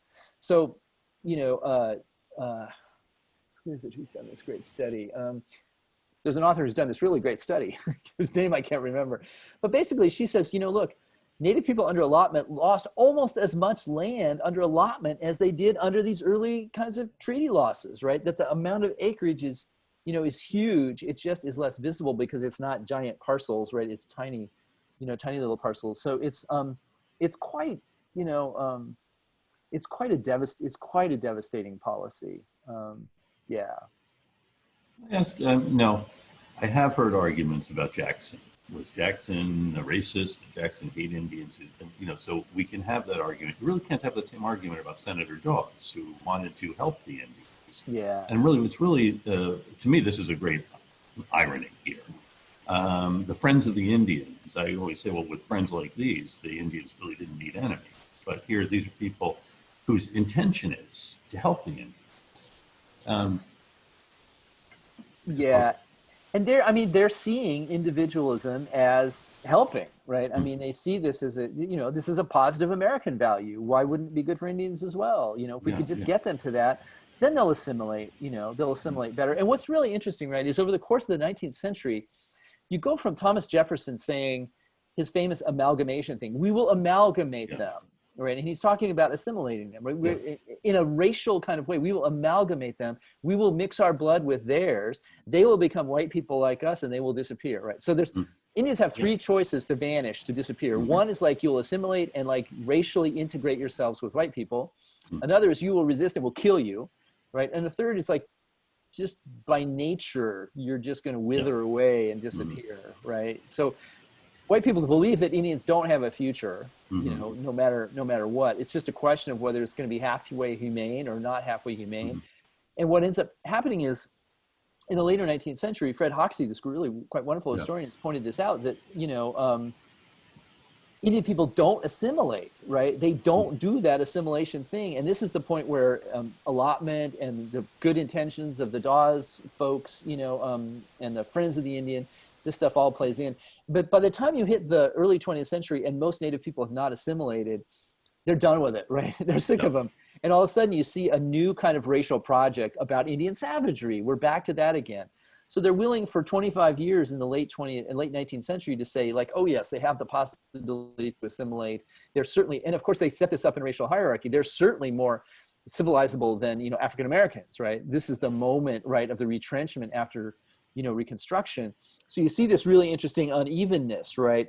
Where, the possibilities of African American citizenship, which were held up as possible and actually implemented, are repressed, and the possibilities of Native assimilation are, kind of elevated, right, through schooling. And then by the 20th century, those things are kind of pressed back down, as well. Do you think the reemergence too of the idea of Native Americans as savages comes about because of film? Because that becomes the great medium, and you think of the early film, it is these westerns, and so you are depicting these people in this physical way.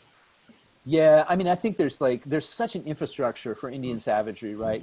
From the dime novels, to the Wild West show, to the film, it's all quite continuous, it all has the same kind of, the same kind of message. But I also think it has to do with sort of, I mean, one of the arguments in playing Indian is, that if you imagine Indians as being noble, that is to say good, spiritual and in touch with the earth and all these, and physically strong and all these things, or savage, right?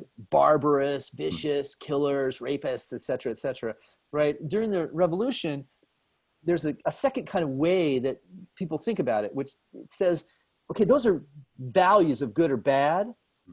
But if we're thinking about where we sit in relation to Indians or or us as colonists, we might imagine that like we're kind of close to Indians, and we're kind of far from the British, or we're kind of close to the British, we're kind of far from Indians. Like there's this measure of closeness. And when you put those things on a grid together, you get this really interesting kind of thing, right? Where the colonists are basically arguing, we are distant from the English and we are very close to native people. Oh, what native people are we close to? Well, we're really close to these sort of, kind of people of the earth and people of of the continent, right? That's the people we're close to, except when they're fighting the British, at which point they're like, who are we close to? Oh, we're really like those Indian savages who fight from behind trees and rocks and those kinds of things, right? And they take pride in it. We're not going to wear bright red uniforms. We're going to dress like Indians. So there's that moment, right, where Americans imagine themselves close to Indians in these certain kinds of ways. And at the turn of the 20th century, after all this stuff has happened, the racial project kind of flips and inverts. It's like, who's the Indian that you want? You don't want the Indian who's close to you, because you've just pummeled that Indian for a century, right? You kicked that Indian around, you've stripped the language, the culture, the religion, the spirituality, the land, you've taken everything, right? You've fed them alcohol, and what is that Indian? The Indian that's like you is the degraded Indian drunk in the gutter, right? And you don't want to have anything to do with that Indian. The Indian you want to be close to is the Indian you can't be close to, right? Which is the Indian who's far away and distant and is noble and, in touch with the earth and spiritual and all that kind of stuff. And so the whole 20th century, the early 20th century, is about like how you get close to that Indian who is noble and in some other time and space, right? Yeah. And so you get the intellectual discipline of anthropology, right? I'm going to go out and get close to those Indians. You get the campfire girls and the Boy Scouts. Like, well, kids can slide under the boundary more easily than adults. Let's do it while they're kids, right? So then kids can do these kinds of things. And you get these primitivists and these hobbyists and these folks who are like finding ways to like grab some piece of, ooh, that was scary. Grab some piece of that authentic Indian and like bring it back,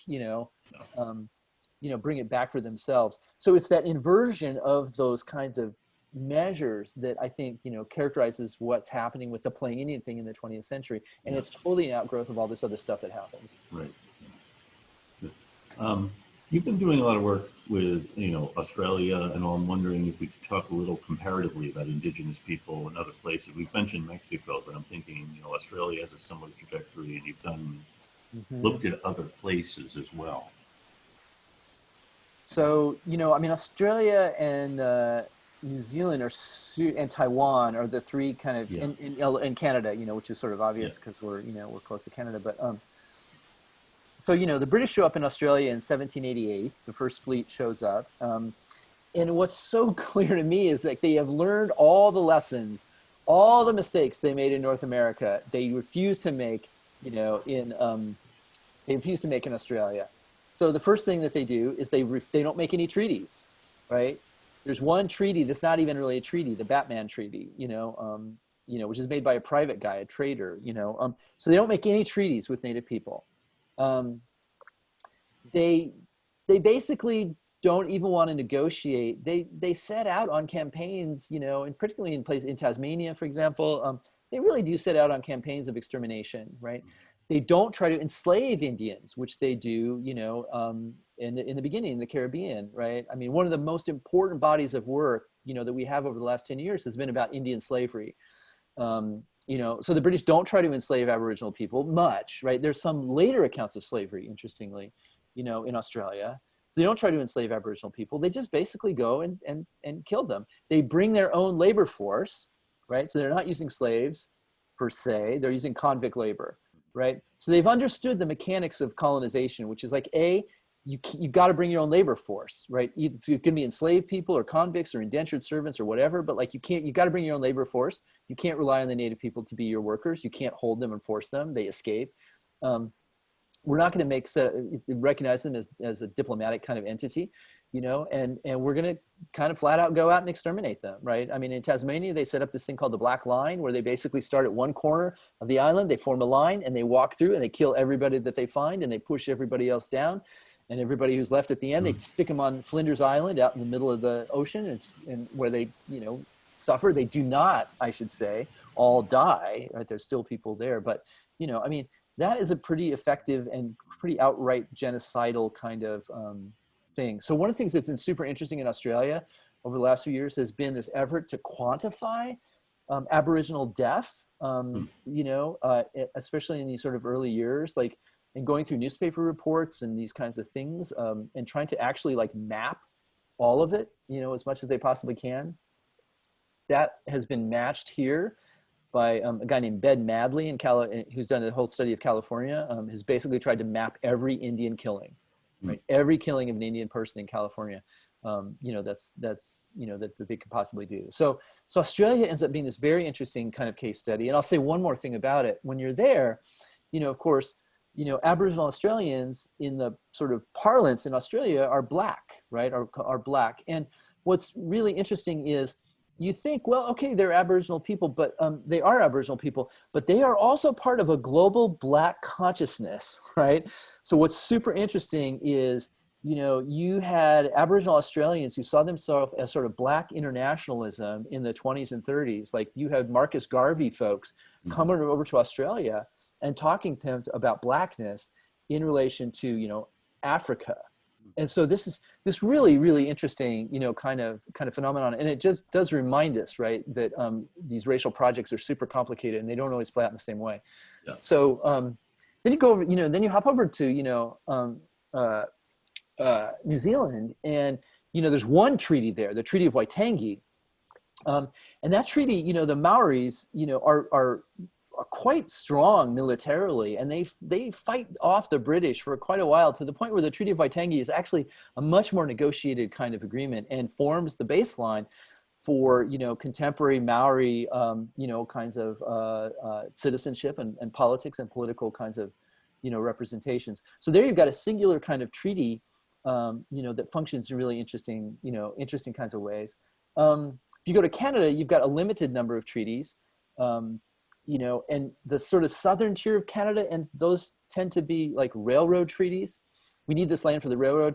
You get the northern tier, and they tend to be mineral and resource extraction kinds of treaties, right? So you can see two different regimes that are playing out, in Canada. And of course, the comparative stuff with Canada and the US is quite complicated. I mean, the only other case for me, Taiwan ends up being a really really important and interesting case, that Taiwanese Aboriginal people survived like 5 waves of colonization, 2 waves of Chinese colonization, Portuguese, Spanish, French, British, and then the Japanese colonization, in 1895. And what ends up happening is they all end up kind of retreating up into the high mountains. And we think about Taiwan, and this is where the geography ends up being really interesting. We think about Taiwan as this sort of like quasi-tropical island. It is a deeply alpine place, right? 13,000 foot peaks, like that, are scary high.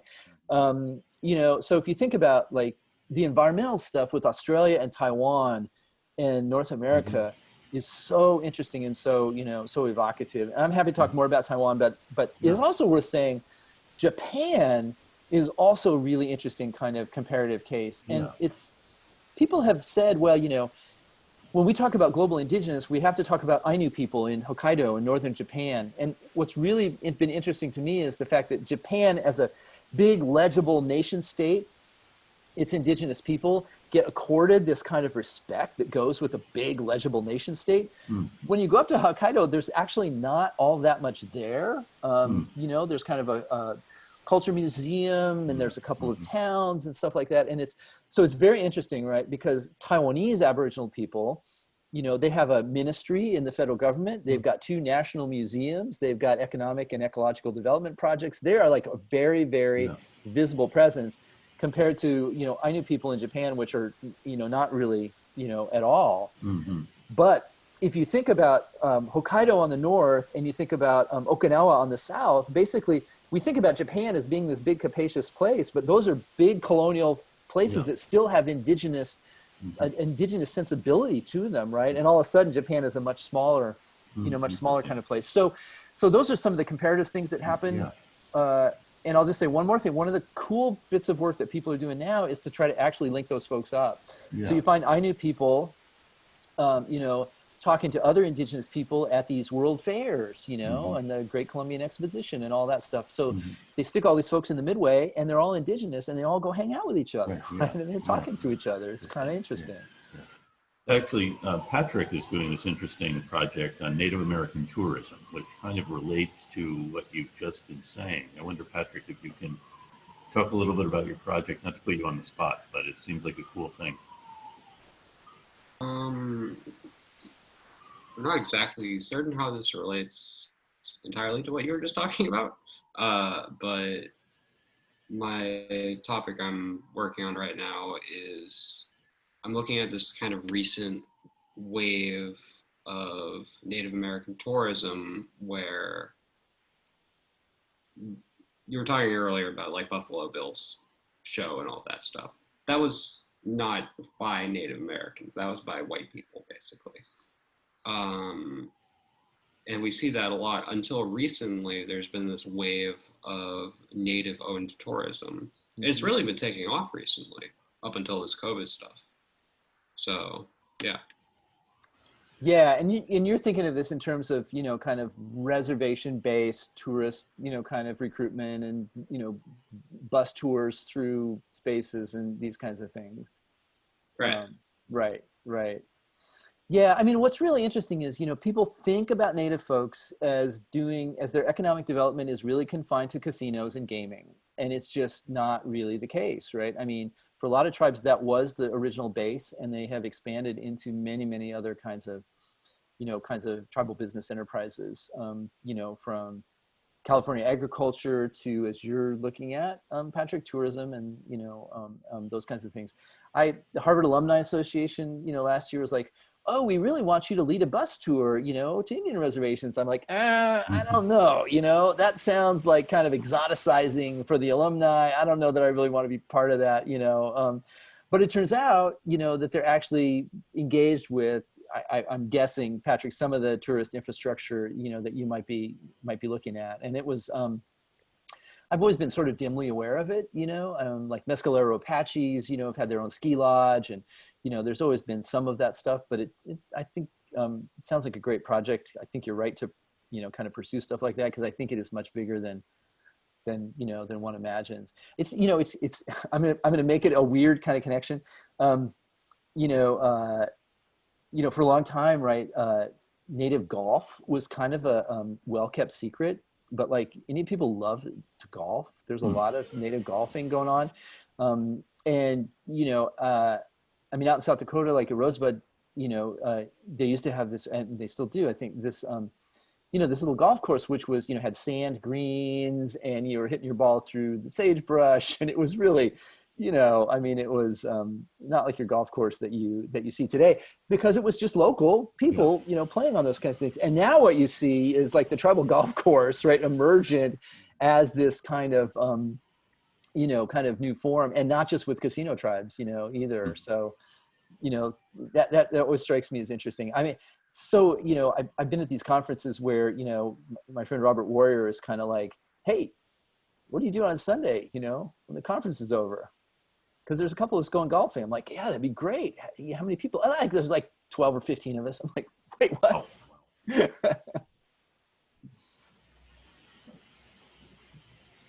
Any other questions for Professor Deloria? I think we've covered a lot of ground.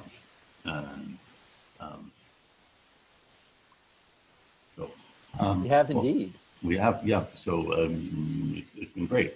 But I think we should probably let you go, because I really do hope, though, your interview is not going to lead to The Wizard of Oz being canceled. Your interview about L. Frank Baum. So tread lightly. You know, it's really interesting because I'm totally prepped to talk about those editorials, and then what they really want me to talk about is like, what's American culture in 1900? I'm like, that's, yeah. you know, and they want it to be these pithy little, you know, things for, you know, a PBS kind of deal. Yeah, American culture in 1900 was contradictory. You know, I don't know. So I'm gonna try to figure that out tonight. Good. Well, you have a lot of thinking to do. Okay. Well, thank you very much, Phil. It was great to have you, and we all learned a lot. And I know people now will go to your book with renewed energy, having heard all of this. So it's really been great. So thank you for joining us. Thank you. My pleasure. You. Thank you. Thank you all. Thank you. Thank you. Enjoy the rest of the book. Okay. Bye-bye. Take care. Thank you.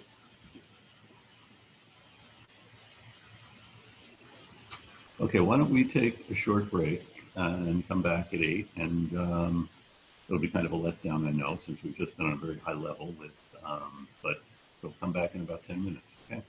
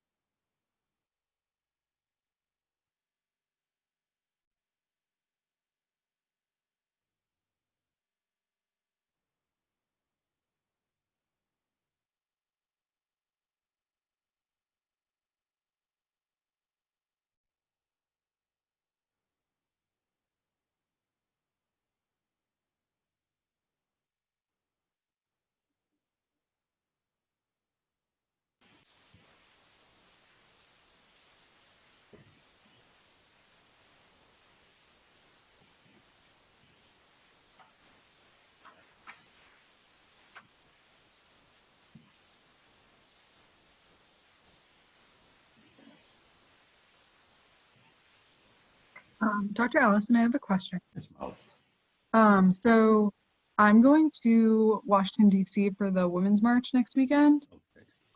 And I'm going to go to the Museum of the American Indian. Yeah. So I don't, because of that, because I'm going to be traveling, I'm not sure I'm going to have time to, I'll probably have time to go to the conference stuff in November.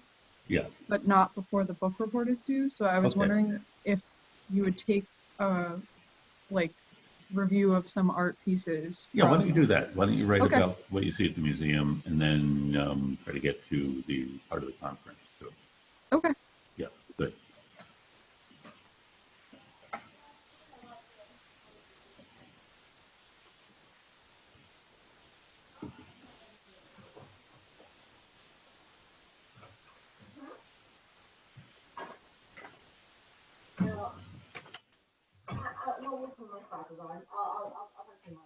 Okay, any questions about anything since how your semester is going?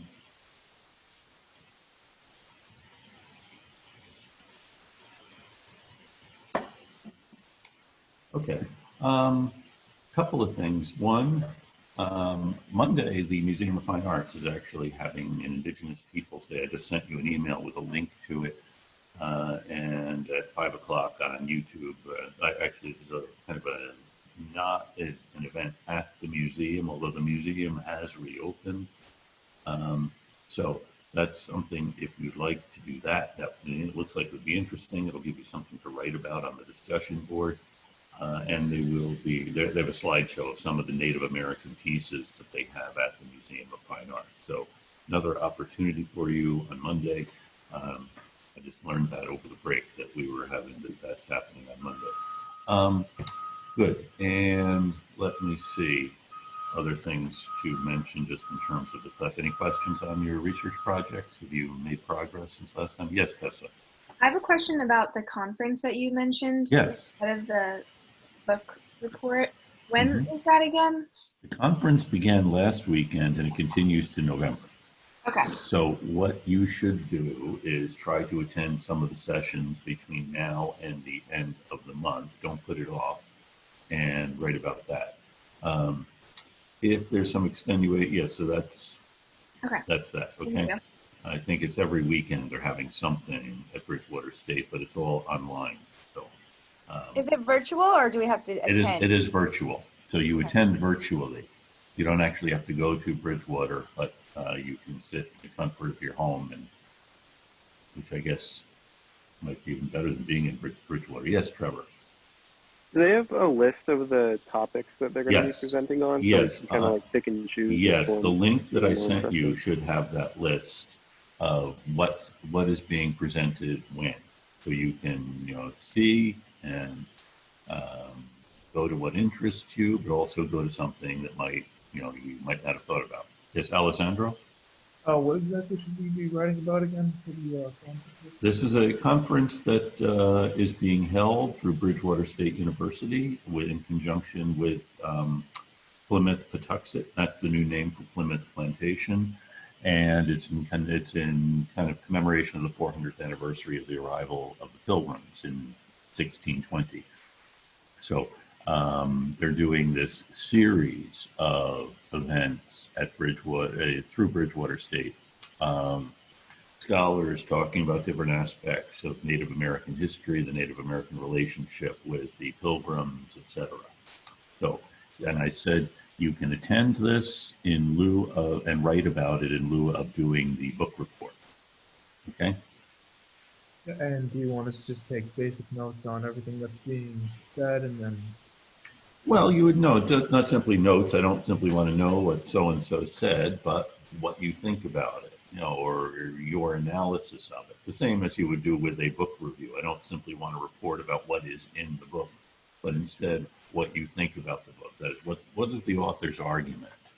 And actually, Professor Deloria was very good telling us what his basic argument was in this book and in his other book, because that's what every history book really has. I mean, you may not be aware of it, but usually we have an argument we're making, and it's not simply a recitation of facts. So what is the point this person is trying to make? What was the evidence the person introduced to make the point?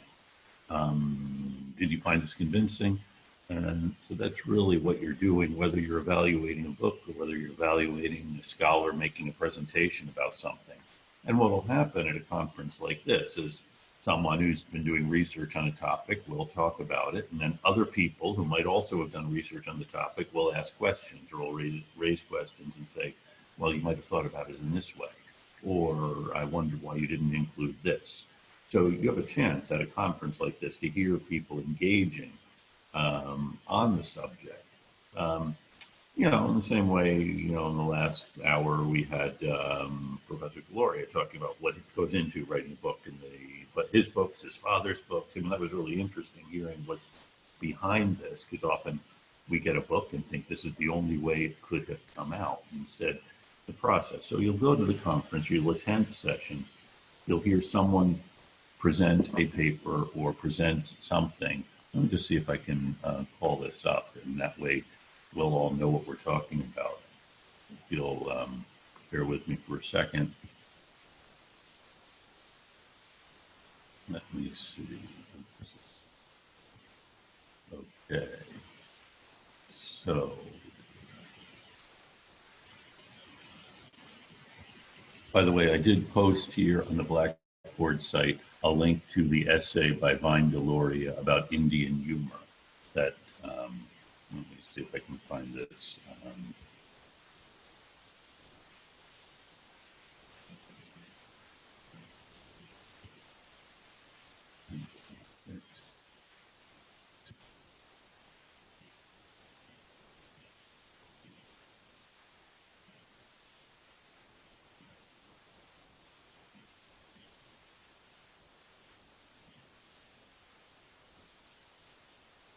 Okay, let me see if I can find it through the old-fashioned way.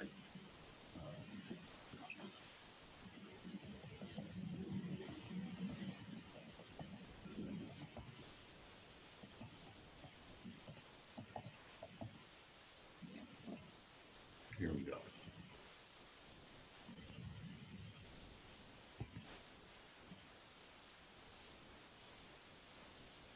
Okay, so here we go, the Indigenous History Conference. Does it cost anything? No,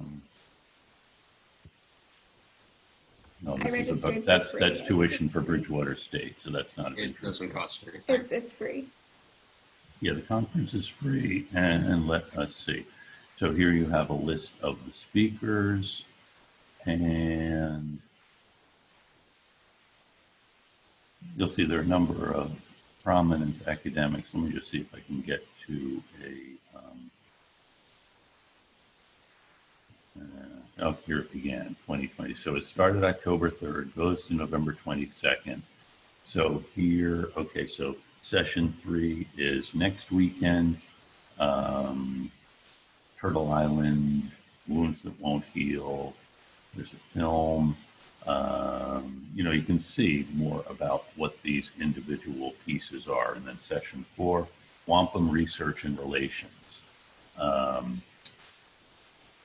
Reconnections, Bringing Family Home.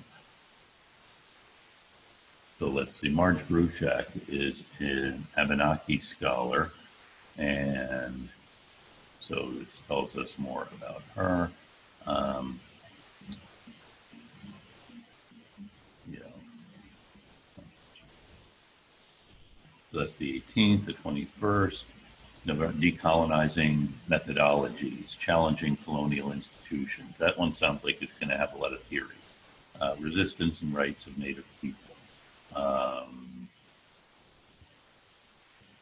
There's the Language Reclamation Project. Actually, we're going to have some of that discussion in a couple of weeks in our class. Food sovereignty. Actually, I posted a link to a documentary about that very issue on the site. So that's interesting topic. Again, virtually every weekend they're having something on this subject. From the answers about New England indigenous art, telling our own stories about tribal museums in New England, Actually, this is interesting because you have a list of the different tribal museums in New England, or some of them anyway. And Darius Coombs is the guy. He'll be coming to our class in a couple of weeks. And then it goes up to the 21st. Here's New England Native Literature.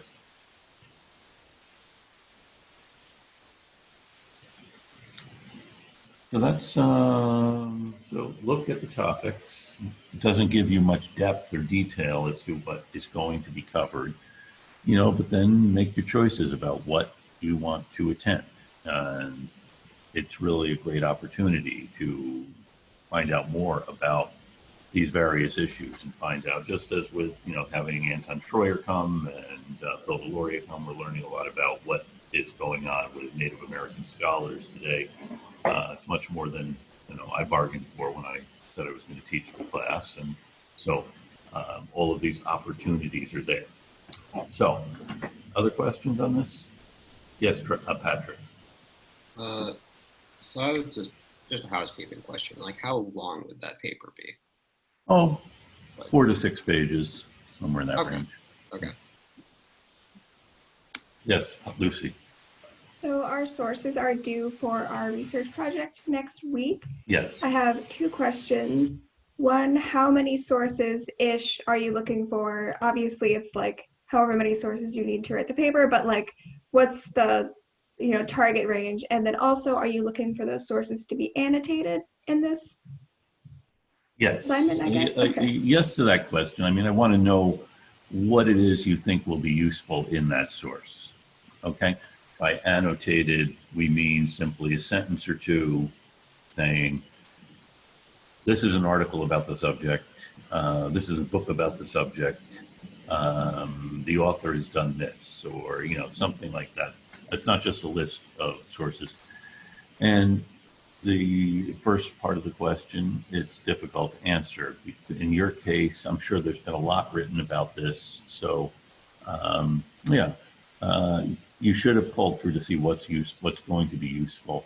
And I don't really have a target. I mean, sometimes a source, sometimes you only need one source, or sometimes you have several. So I just want to know that you have sources. Okay. Tessa? This is due next Thursday. Is it next Thursday? Lucy, do you have the date? I don't have my syllabus. Yeah, the 15th. That's on the syllabus anyway. Okay, thank you. Thank you. Okay, thank you. Good. Other questions on this this process of finding sources and annotating them? And okay, good. So let me see. Last time I did talk a little bit about the Fort Laramie Treaty, which was an attempt by the United States actually to establish peace on the Great Plains, to protect these wagon trains that are making their way across the plains in really extraordinary numbers in this period. There are, you know, hundreds of people passing through in this period, and the treaty is an attempt to protect the migrants. And the treaty does reserve to the Cheyenne, the Sioux, the people who got there and really controlled this treaty, the treaty ground. It guarantees to them much of the territory here, and in return, they're not going to attack these wagon trains. The big change happens toward the end of the 1850s with the discovery of gold in what's now Colorado. And thus, this is, again, a persistent pattern you see, that the discovery of gold or discovery of the value of something is then going to make the government rethink the treaty or want to have more of this territory. And so this is one of the big things happening here, the Pikes Peak Gold Rush. And in fact, the Pikes Peak Express Company establishes a coach line through the Cheyenne and Arapaho hunting ground. And the Arapaho had their hunting camp on the site of what is today Denver. You know, many of the places that become cities actually have a history of indigenous people living there and using them for the reasons that they're rivers, there's other kinds of, they cross trails and so on, and Denver is one of these. So In the early 1860s, the big thing happening in the United States, of course, is the Civil War. And what this means for Native people is that there is a pull away from the Native territory by the Army, because the Army is needed in other places. And for the Cherokee actually support the Confederacy. And there is a fear in the United States that other Native people also will support the Confederacy. There had been a push by Texas had become a state, and Texas is now seceded from the Union. There had been a push by Texans into the New Mexico territory and into California.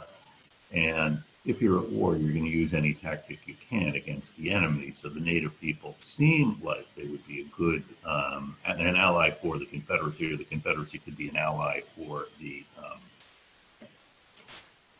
Native people. So the regular army went south, and the Confederates attempted to seize various forts in the western part of the United States. Confederates who have allies among the Seminoles, the Delaware, and others who had been exiled into Oklahoma.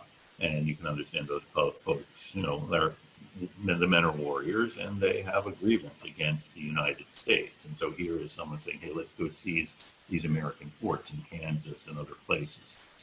And the Cherokee, as I said, do organize a regiment, and it's one of the Ridge's sons or nephews, Stan Watchie, who's the commander of it. So the Civil War poses this problem on the Great Plains because the military now has been pulled away, actually an expanded military pulled away into the fighting the war in the eastern part of the United States. Then there are two more things that happen as a result of the war. One, with the secession of the southern states, the Democrats, for the most part, the Confederacy was controlled by the Democrats. I'm not blaming them. And by the way, when I talk about Democrats and Republicans, I'm talking about Democrats and Republicans in 1861, not today. So the Republican Congress in 1861 gets to do things it had not been able to do when the Democrats controlled the Congress. And one thing they do is pass a Homestead Act. And actually, Professor Deloria mentioned the Homestead Act, which says if you go out into this territory and you set up a homestead, you farm it, you build a house there, you will get 160 acres of the land that you're on. And this is an attempt to settle the West by essentially giving away the land to people who are going to go and settle. And the Homestead Act is also related to the extension of railroads to the West. One of the big acts that provoked the Civil War was the Kansas-Nebraska Act, which set up the territorial government for Kansas. And the reason for the Kansas-Nebraska Act was the builders of the railroad wanted a territorial government that could protect the railroad against the Cheyenne. You needed a territorial government to do this, and thus the Kansas Act establishes a territorial government, and the side issue becomes whether or not there will be slavery in Kansas, and it's really that issue that triggers the Civil War. But for Native people, the issue now is there's a railroad being built there, and a railroad wants to have people living along the railroad because a railroad doesn't make its money by selling tickets to people who are traveling from one place to another. A railroad will make its money by shipping grain or goods. So what the railroad wants are people living along the railroad who will use the railroad to ship their corn to market. And with the coming of the railroad, you also see a big change for Native people as the Buffalo Range is now being cut by the railroad line. The railroad is also, bringing in people to farm. And this is the same story we've seen since the 1600s. The people farming, raising cattle don't want to have people hunting and so on in the same area. So you have these big threats to the Native people coming with the Civil War, in the form of the Homestead Act, which is going to bring more people to this area. Remember, those wagon trains had been bringing people across the plains to Oregon and California. The Homestead Act and the railroad is bringing people into Kansas, the Dakotas, Minnesota, as this is where the homesteads are being established as part of a policy to settle this area with farmers. So the big problem in Minnesota, in fact, the Lincoln administration replaces the old Indian agents. Remember, this is in a period before there was a Civil Service Act. And the big reason you might support one candidate over another was the chance that you're going to get a job as a result of this. And so an incoming administration would essentially get to replace the various people appointed under the old administration. And Indian agents are kind of lucrative things because the Indian agent gets all of this stuff that he's supposed to distribute to the Indians, but in many cases, of course, they sell the stuff. I suppose it's, well, I don't need to talk about the possibility for corruption in any of this. Anyway, what happens in Minnesota is quite interesting that with Minnesota had been, well, there are a lot of Native people in Minnesota at the time of the Civil War and today. The eastern branch of the Sioux, the Santee, are in Minnesota. And they had made a series of treaties. In fact, in 1858, the Sioux, the Santee Sioux, who are in Minnesota, make a treaty with the United States government, which essentially says, okay, their territory is going to be a 10-mile wide band along the Minnesota River, from New Ulm to Great Stone Lake. I'm presuming you all carry a map of Minnesota in your heads so you can picture where this 10-mile strip is. And this is as a time when we have a lot of Scandinavian immigration coming in along the railroads into Minnesota, and you have now the Sioux being put onto this band along the Minnesota River.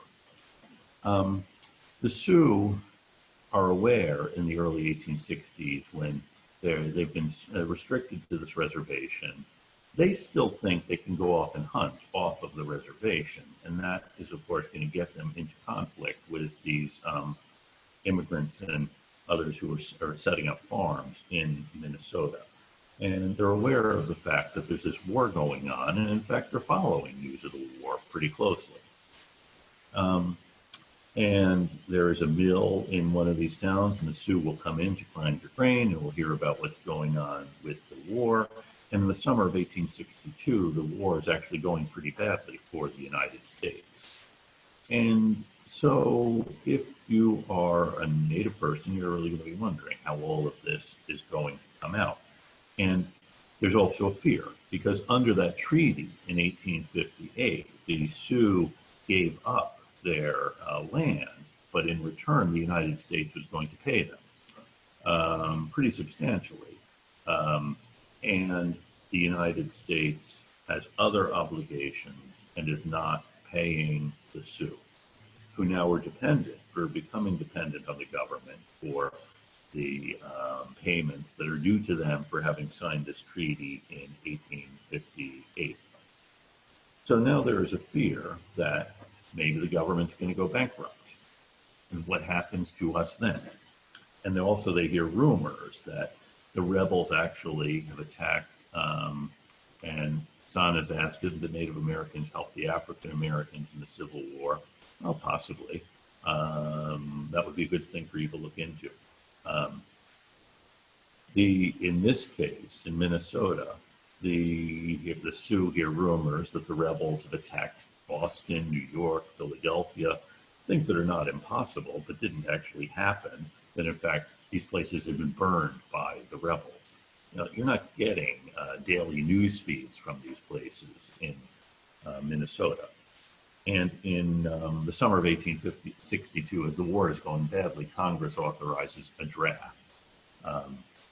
Minnesota is supposed to raise 300,000 men, and the state does. Minnesota raises a lot of men to go fight in the Civil War. And in fact, they also raised a regiment that includes a lot of Native people, mixed bloods, and others.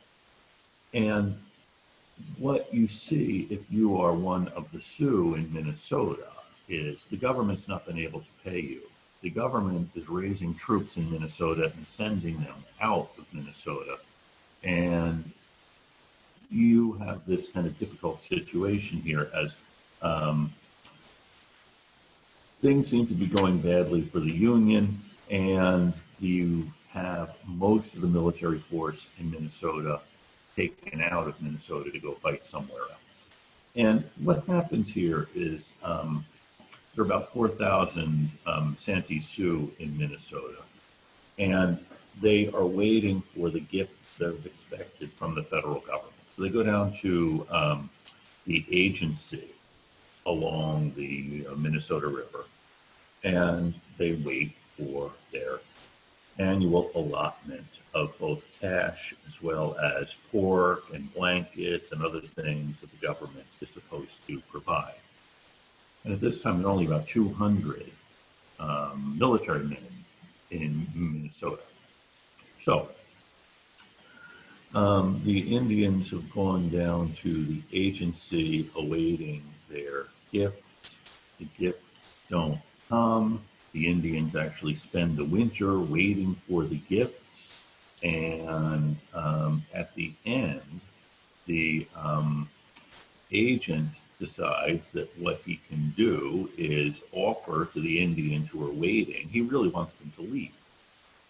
So he offers this group of Indians, about 4,000 waiting, $10,000 just to go home. It's about $250 a person. And they do.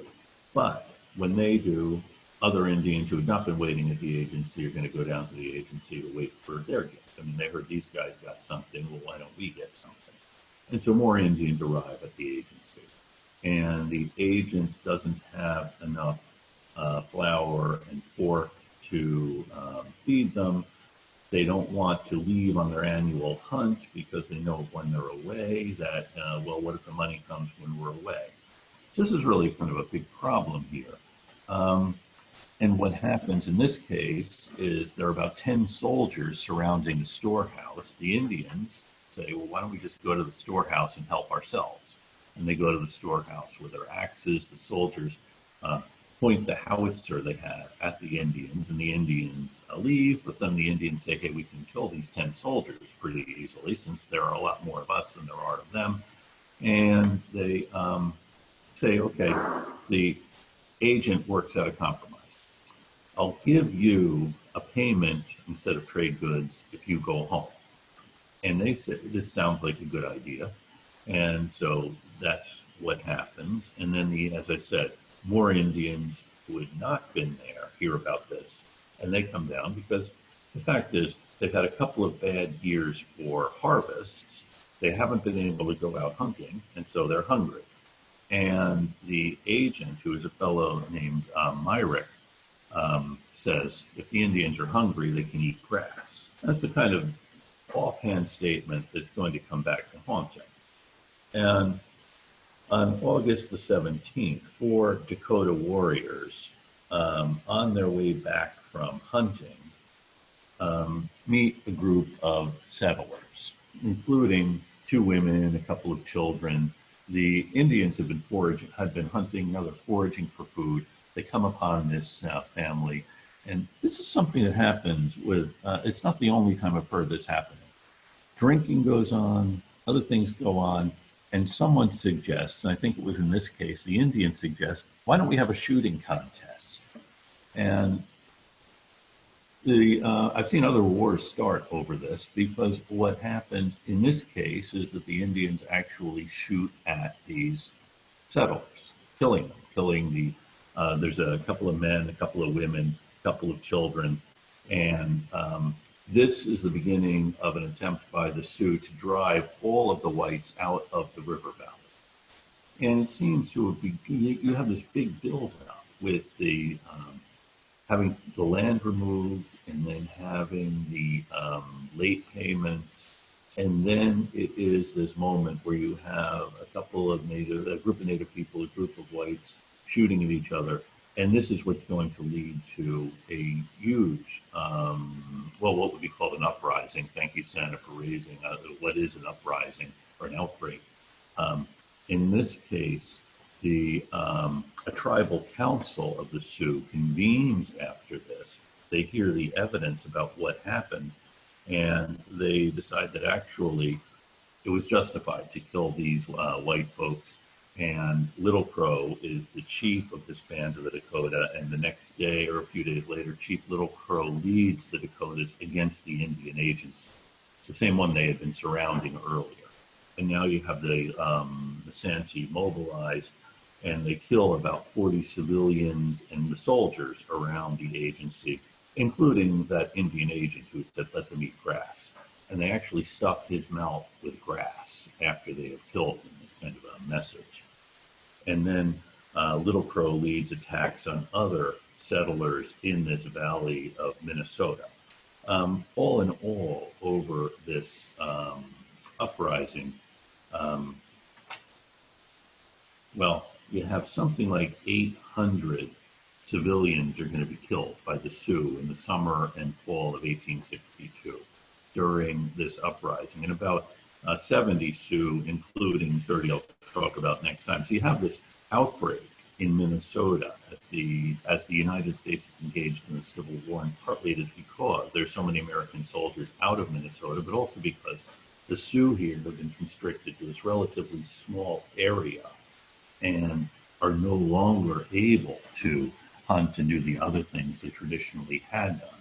So you'll have to come back next time to find out what else happens in 1862 with the Sioux in Minnesota. So I'll leave you hanging. If you find out in advance, you can tell the rest of us. Otherwise, I will see you all next week. Thank you. Take care. Thank you. Thank you. Thank you.